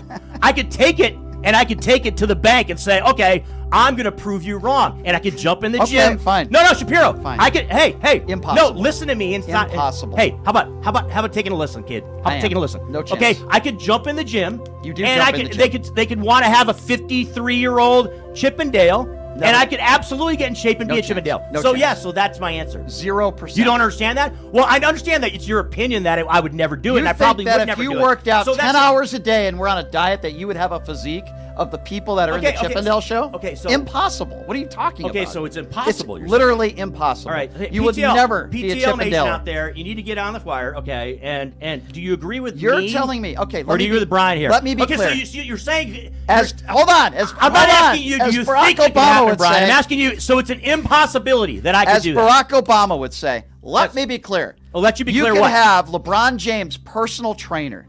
And be Chippendale, hold by the on, way, let me you're just finish. being Let me finish. You're making ridiculous and points, be vigilant. Okay, so and have a strict diet and work out 10 hours a day for the next year, and you would still have a 0% chance. What of are being you a talking about? Chippendale. You are out of your mind. Are you are insane? out of your mind. Are you insane? Okay. You think that you could be picked to be a Chippendale? Are you insane? Okay.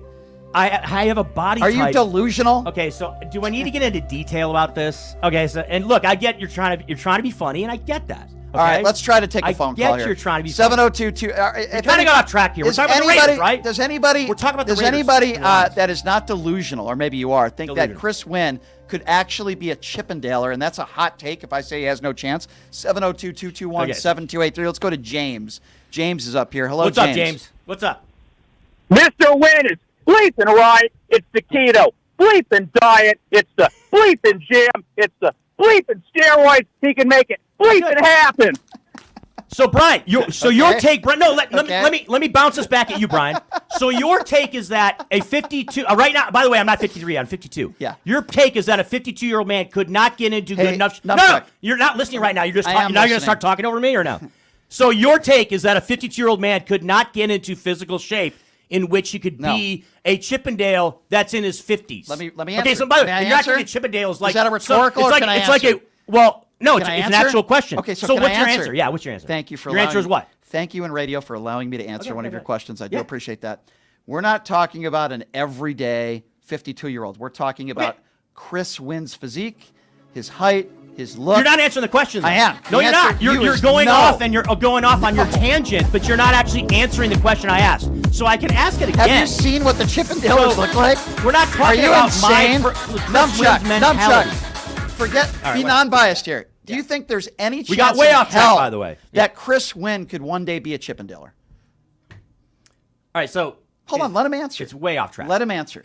We are off track. Doesn't but matter no. how off track. Way off track. Answer the Sorry, question. There's off track, and then we're like over somewhere in the Atlantic Ocean right now. Is there any That's that way, chance actually, that Chris, even if you had LeBron James trainer? No chance. Sorry, buddy. I guess that's a hot take. That's fine. Wow, what a hot take that is. Okay, so Numbchuck. I realize you're Numbchuck, being what a sarcastic. Hot take. Yeah, I realize this is Shat being sarcastic, but okay, What a so hot I'm not take saying that is. everything's a hot take. Wow. I'm saying there are situations in which you have a lot of hot takes. Hot take. Okay? Hot take. So yes, getting back to Josh McDaniels, it is not completely out of the realm of possibility. And Brian's just laughing. He's not listening. He's just laughing. I'm laughing at the It's not music. completely out of the realm of possibility that Josh McDaniels could end up resurrecting his career in some way and being a playoff and Super Bowl winning coach. Let me be clear on this, Josh. That's not a outrageous There's a better thing. chance that Josh McDaniels leaves football and becomes a Chippendaleer than you would ever have a chance of being a Chippendaleer. That's By the way, kinda funny. That's kinda funny. I throw me in that also, but I'm not delusional. But we're not talking about me. We're not talking about me and you. And Yes. it's got somehow this got No, spun onto we kinda my. are. It's not a hot take. I would be a Chippendale.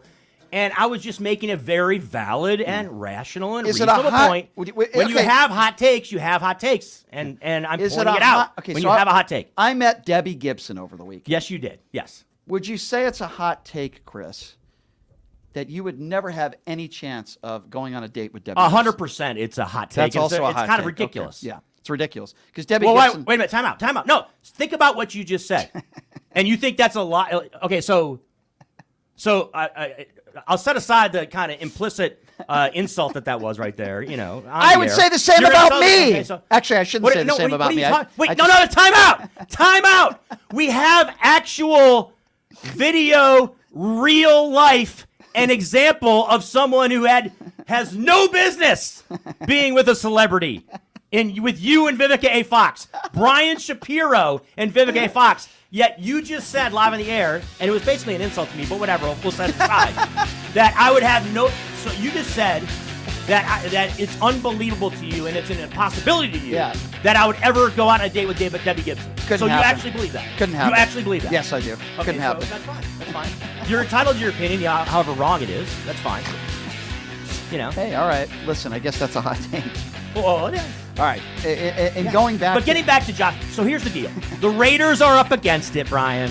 They're going into Detroit. It's going to be a hugely lathered up, fired up atmosphere. Is that right, Debbie Nunchuck Gibson? and Brian? Oh, okay. It is Monday Night Football in Detroit. The Lions are a team that's absolutely playoff bound, especially with what took place yesterday with the injury to Kirk Cousins in Minnesota. You talked about the Chicago Bears situation, and the Packers, of course, looked awful again as well, too, yesterday, in a loss to a team that lost their quarterback. So the Lions are going to be a playoff team this year. The Raiders are not. So that's kind of the storyline you have here among many storylines in this Raiders-Lions matchup on Monday Night Football, Brian. That's a hot take. All right. Hot take. Well, I will say this. Hot take. I don't know what's going to happen in the game tonight, and I know people are going to think I'm crazy. It would not shock me if the Raiders won today. Hear me out on this. Okay. Hear me out on this. Do I expect Detroit to win? Yes. But the reason why I say it wouldn't shock me, sometimes, and I'm not saying it'll happen tonight, but when teams have those team meetings and they come together and they vent their frustrations and they communicate with one another, not all the time, but sometimes when that happens, team comes out and plays really good football or whatever sport it's in. They had that meeting on Thursday, and maybe they come out tonight and do something crazy. Maybe they get blown out. I don't see anything to prove that they're getting better from week to week. That's for sure. Detroit got embarrassed. This is, listen, the Raiders got embarrassed too. But Detroit is a good football team, and they got embarrassed last week. Right. They have a good football coach, or at least a coach that I would say knows what he's doing. Okay, a staff that knows what they're doing. Good QB. They're healthy. I expect Detroit to come back tonight and play some really good football, and I think the Raiders are in trouble. I'm just saying if the Raiders do win, it could have something to do with the meeting they had. That's all I'm saying. I don't know what's going to happen tonight. If I had to venture a guess, I would say that Detroit wins by double digits, but I don't know that for sure. Okay, so we both don't know for sure, obvious for obvious reasons we don't know. But we can give our perspective. Yeah, you just did. You gave your perspective. You think that they could win. I guess the Raiders. Now let me give you the perspective from a Lions perspective, from a Detroit. You just hinted at it, saying that they got blown out. They got absolutely smoked against the Baltimore Ravens last week. Correct. They also have had quote unquote team meetings this week, discussions. Obviously, their personnel situation is much different than Las Vegas when it comes to injuries. And apparently, Amon-Ra St. Brown, their star wide receiver, has an illness. So we'll see about his availability tonight going for the Lions. But this is a Detroit team that has been able to bounce back when they've had losses.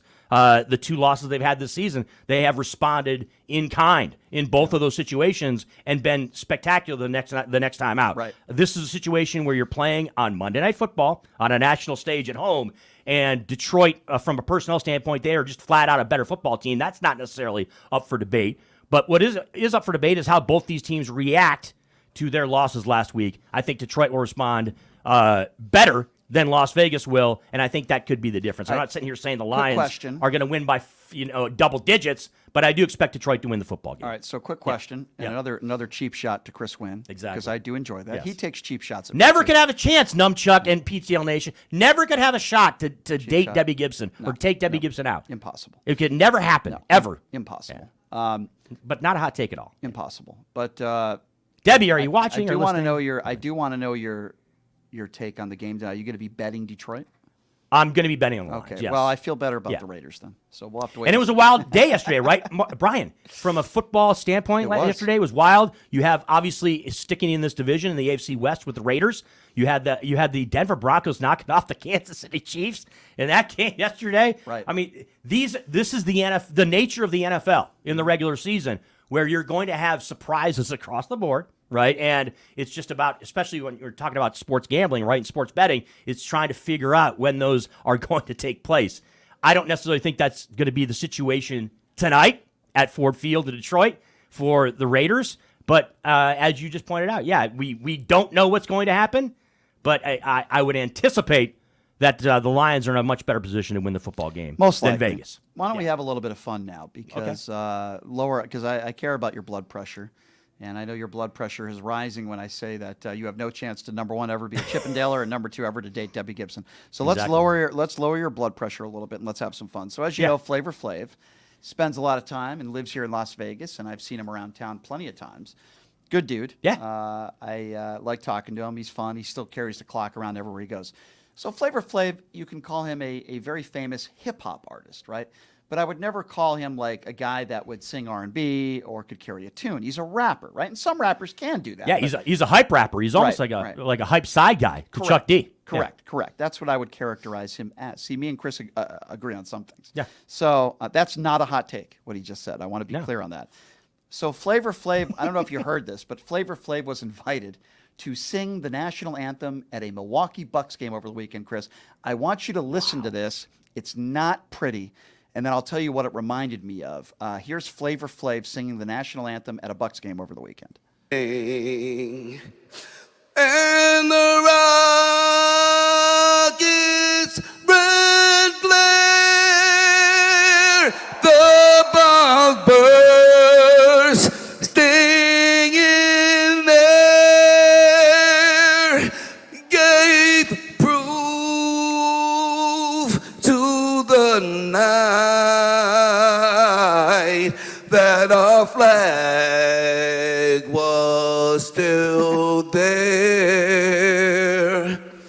Oh, say, does that star spangled banner yet wave?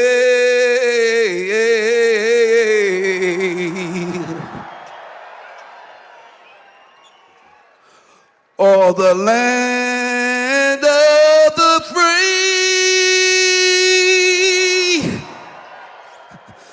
and the home of the brave, of the brave. Yeah. Okay. So it reminded me of something, Chris, and then we're going to share our opinions. Tell me if you remember this lovely lady, who's a lunatic, by the way, singing the national anthem years ago. Have a listen to this.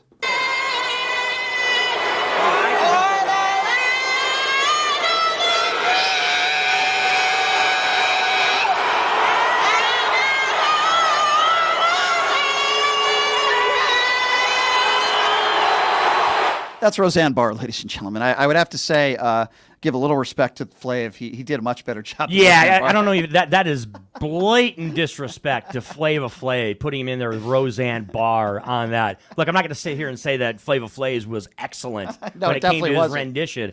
And look, we understand when it comes to Flava Flav, he's the hype guy. He's a rapper. And we're not going to confuse him with Whitney Houston or Michael Jackson or Mariah Carey. That's not as a far hot as take. his singing voice. Not a hot take. But it's not his. That's not his bag. Singing the national anthem. No. Flava Flav. He's kind of like the. He was essentially he and Chuck D one of the best rap groups I think ever. In when you're talking about Public Enemy.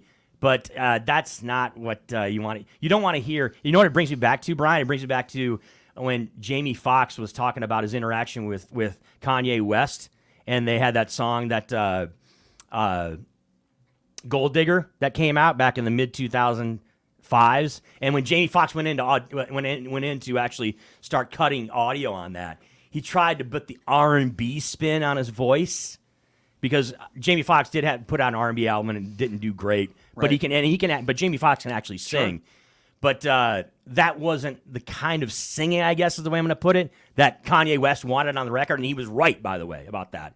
And he's like, don't sing it like that, just sing it straight, you know. And that's the first thing that came to my mind when I heard Flavor Flav trying to bust out our national anthem. But but to put him in the same category as Roseanne Barr, that's a little bit too much. Hot take. Yeah. But Numchuck, dead horse beaten. I like. Right? He's going to keep saying. By the way, is probably going to keep saying that on Mondays when I'm in. He's going to be saying hot take left and right for the next 3 weeks. Am I wrong about that, Numchuck? I think so. Yeah, he's going to be doing it. Yeah. What are you doing? Dead horse will be beaten. What are you doing for Monday Night Football? I'm actually going to be covering the Golden Knights game. I'm going to be a Golden Knights So tonight, it's not just about the Raiders and the Lions for Monday Night Football. It is a loaded up sports night, Brian, Numchuck, and PTL Nation. You've got, obviously, that game between Detroit and Las Vegas. But you also have Game 3 of the World Series going down with the Rangers taking on the Arizona Diamondbacks over in Arizona. A series tied 1-1 in that series. And then, of course, the Vegas Golden Knights coming off 2 wins over the weekend, right, Brian? Mm-hmm. Where Vegas took it on the chin and lost to the Chicago Blackhawks on Friday on Nevada Day, and then came back and got the win in Los Angeles in overtime. Logan Thompson solid between the pipes for Vegas. They will take on the Montreal Canadiens, another rebuilding team coming here to Las Vegas. Former Las Vegas Golden Knight Nick Suzuki returning as I believe he's either the alternate captain or the captain of the Montreal Canadiens. So Canadiens game tonight, Major League Baseball on display, and of course Monday Night Football. I sense C-Win having a nice little round robin going today or something. You know the deal. I'm going to be making a run like you are to our one of our hot spots where our friend Al De Leon happens to work, and I will be, putting in some type of C-Win parlay on all 3 sports. And I'll be knocking out winners on all 3. By the way, yesterday was actually a good day to cap off the night when you had the Sunday Night Football game between Chicago and Los Angeles, as I had the Chargers, and I also had an NBA game. So you got all this, by the way, Brian, all this NBA action going on right now, too, which is kind of cool to start the season off. What do you got? What are your plays tonight? Give me your round robin. Oh, I haven't taken a solid look yet because we're sneaking up on it. It's still early in the afternoon, so I haven't made any solid plays. But as you talked about regarding this Detroit-Vegas game, absolutely going to be on the Detroit Lions laying the points in this situation. -7. Why is all the money going on the Raiders? It was because throughout the week it's been going on Detroit, and so that put the line up, that raised the line up a little bit. And then yes, there's been a buyback over the weekend on the Raiders, and I would suspect, Brian, it's because of what took place yesterday. Garoppolo's playing, right? Garoppolo's definitely playing. Yep. And I would suspect it's because of what transpired yesterday in the NFL. You had a lot of people taking it on the chin on some of these games yesterday, and look, it's not any different than any other week in the NFL. But because of games like that Kansas City-Denver game and like that Giants-Jets game and a couple others that people are maybe are buying into what maybe they're picking up what you're putting down that you said in 5 minutes ago in the segment that, hey, the Raiders do have a chance in this game. Maybe they have a puncher's chance in this game to go in Detroit and get the win. And what's that going to mean, Brian? Right, for not just the media here in Vegas, but Raider Nation as well too. If Vegas goes in there and wins, sure. What's the theme going to be then about Josh McDaniels and the Raiders? Well, this is to me that this 500 if they win, right? Yeah, but you look at the wins they've had against, like, say, the Packers, the Patriots. Miami Dolphins took care of business against the Patriots. Yeah. Miami's a really good team. They're fun to watch. Really good coaching staff. I look at some of the wins they do have, and I know Denver beat the Chiefs yesterday. That was an anomaly. Denver's terrible. The Chiefs just decided not to show up yesterday for whatever reason. That was a weird game for them. But 9 out of 10 times the Chiefs win that game. But Denver's terrible. Okay, the Packers are terrible. Their offense is terrible. The Patriots are terrible. That's 3 wins right there. So I don't really put much into. Now, if they're 500 at the end of the year, then that's a different conversation we would have. Yeah. At this point of the season, the schedule gets more difficult. I really am on the fence on this game tonight.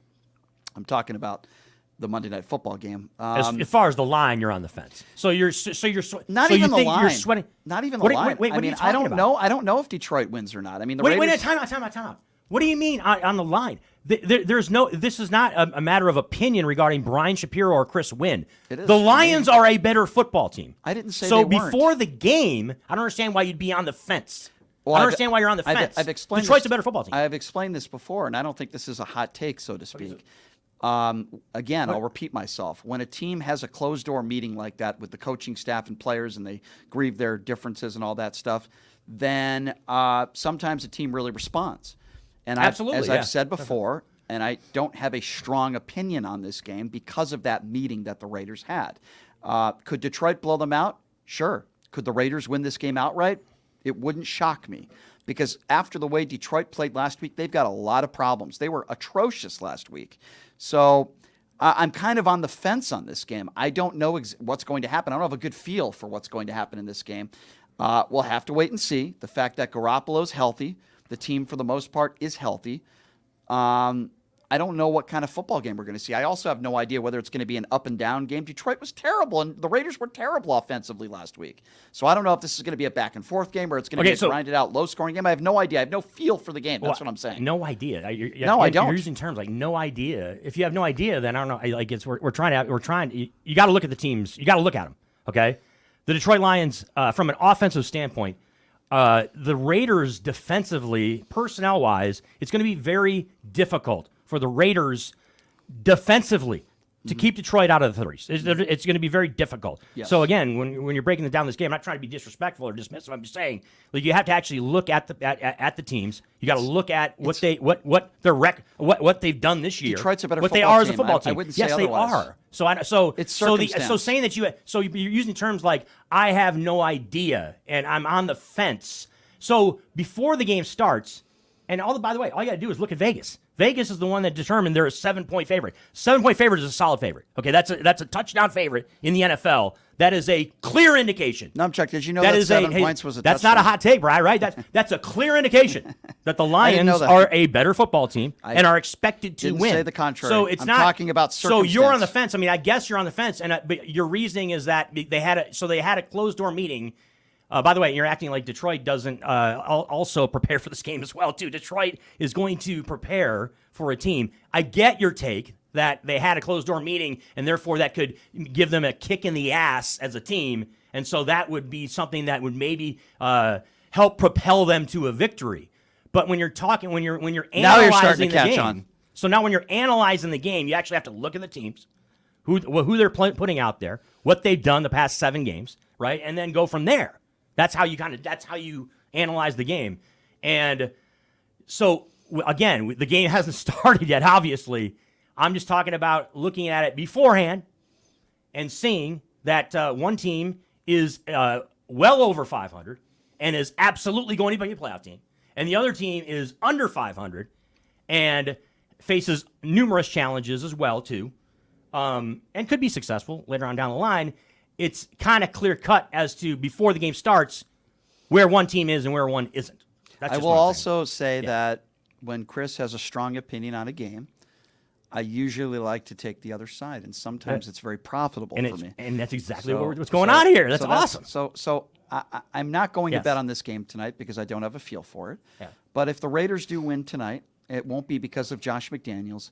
It won't be because of the coaching staff. It'll be because players. And it won't be because C. Wynn bet on the Lions, right? Well, that's a big part of it, sure. Oh, that'll be a big absolutely. reason. Yeah. But Tongue in cheek. yes, of course. No, but listen. What I'm saying is, if the Raiders do perform well today and win, it won't be because of the coaching staff or how well they prepared them.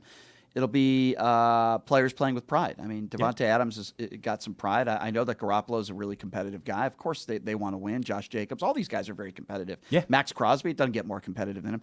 So they come together as a team. I don't know if this is going to happen or not, but if they do win, it's not going to be because of Josh McDaniels. That's what I'm saying. It's going to be because of this team playing with some pride. Josh McDaniels is definitely going to get credit, and it's going to be because some of it's going to be because of Josh McDaniels. If they win the game, you would also because like he's to the one- think the that coaching Detroit- staff forms the game plan. You would also and by the way, the Raiders. Another quick point: the Raiders could play well and still not win the game. You would also like to think that Detroit know, is going yeah. to be playing a little bit desperate tonight because of the way they played last week. They were horrendous last week.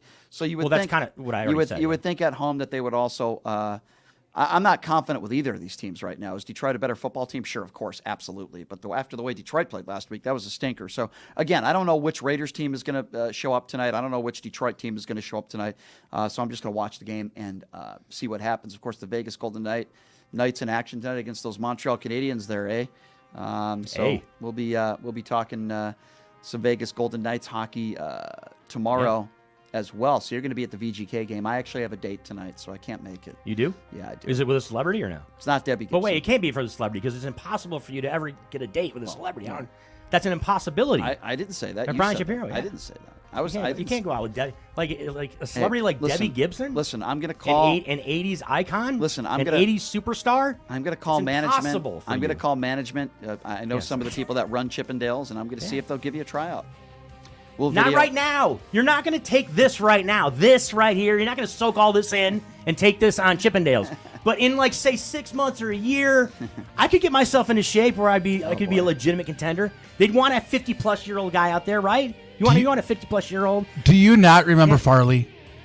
100% remember Farley. What are you talking about? Could Chris Farley ever have been a Chippendales? Yes. Now or he then? was close to being a Chippendale in that skit on Saturday Night Live. So when we close, he was actually acting as a Chippendale Yeah. in the skit. He was actually No, but a I mean, Chippendale. they were voting, and he almost beat out Patrick Swayze. But that was for comedic there you go. value. So now you're saying they would hire you for comedic value. Is that what you're saying? Yeah, well, exactly. I mean, again, we're talking hypothetical. Guys. We're talking hypothetical here, okay? This isn't actual. All right. Well, hey, actual thing. listen. If you ever become a Chippendale, I'll be the first one on the air to say, "Man, was I wrong?" And you know what? You know what? I'm going to come on the show next Monday, and I will say that I'm wrong when the Raiders knock off the Lions tonight, okay?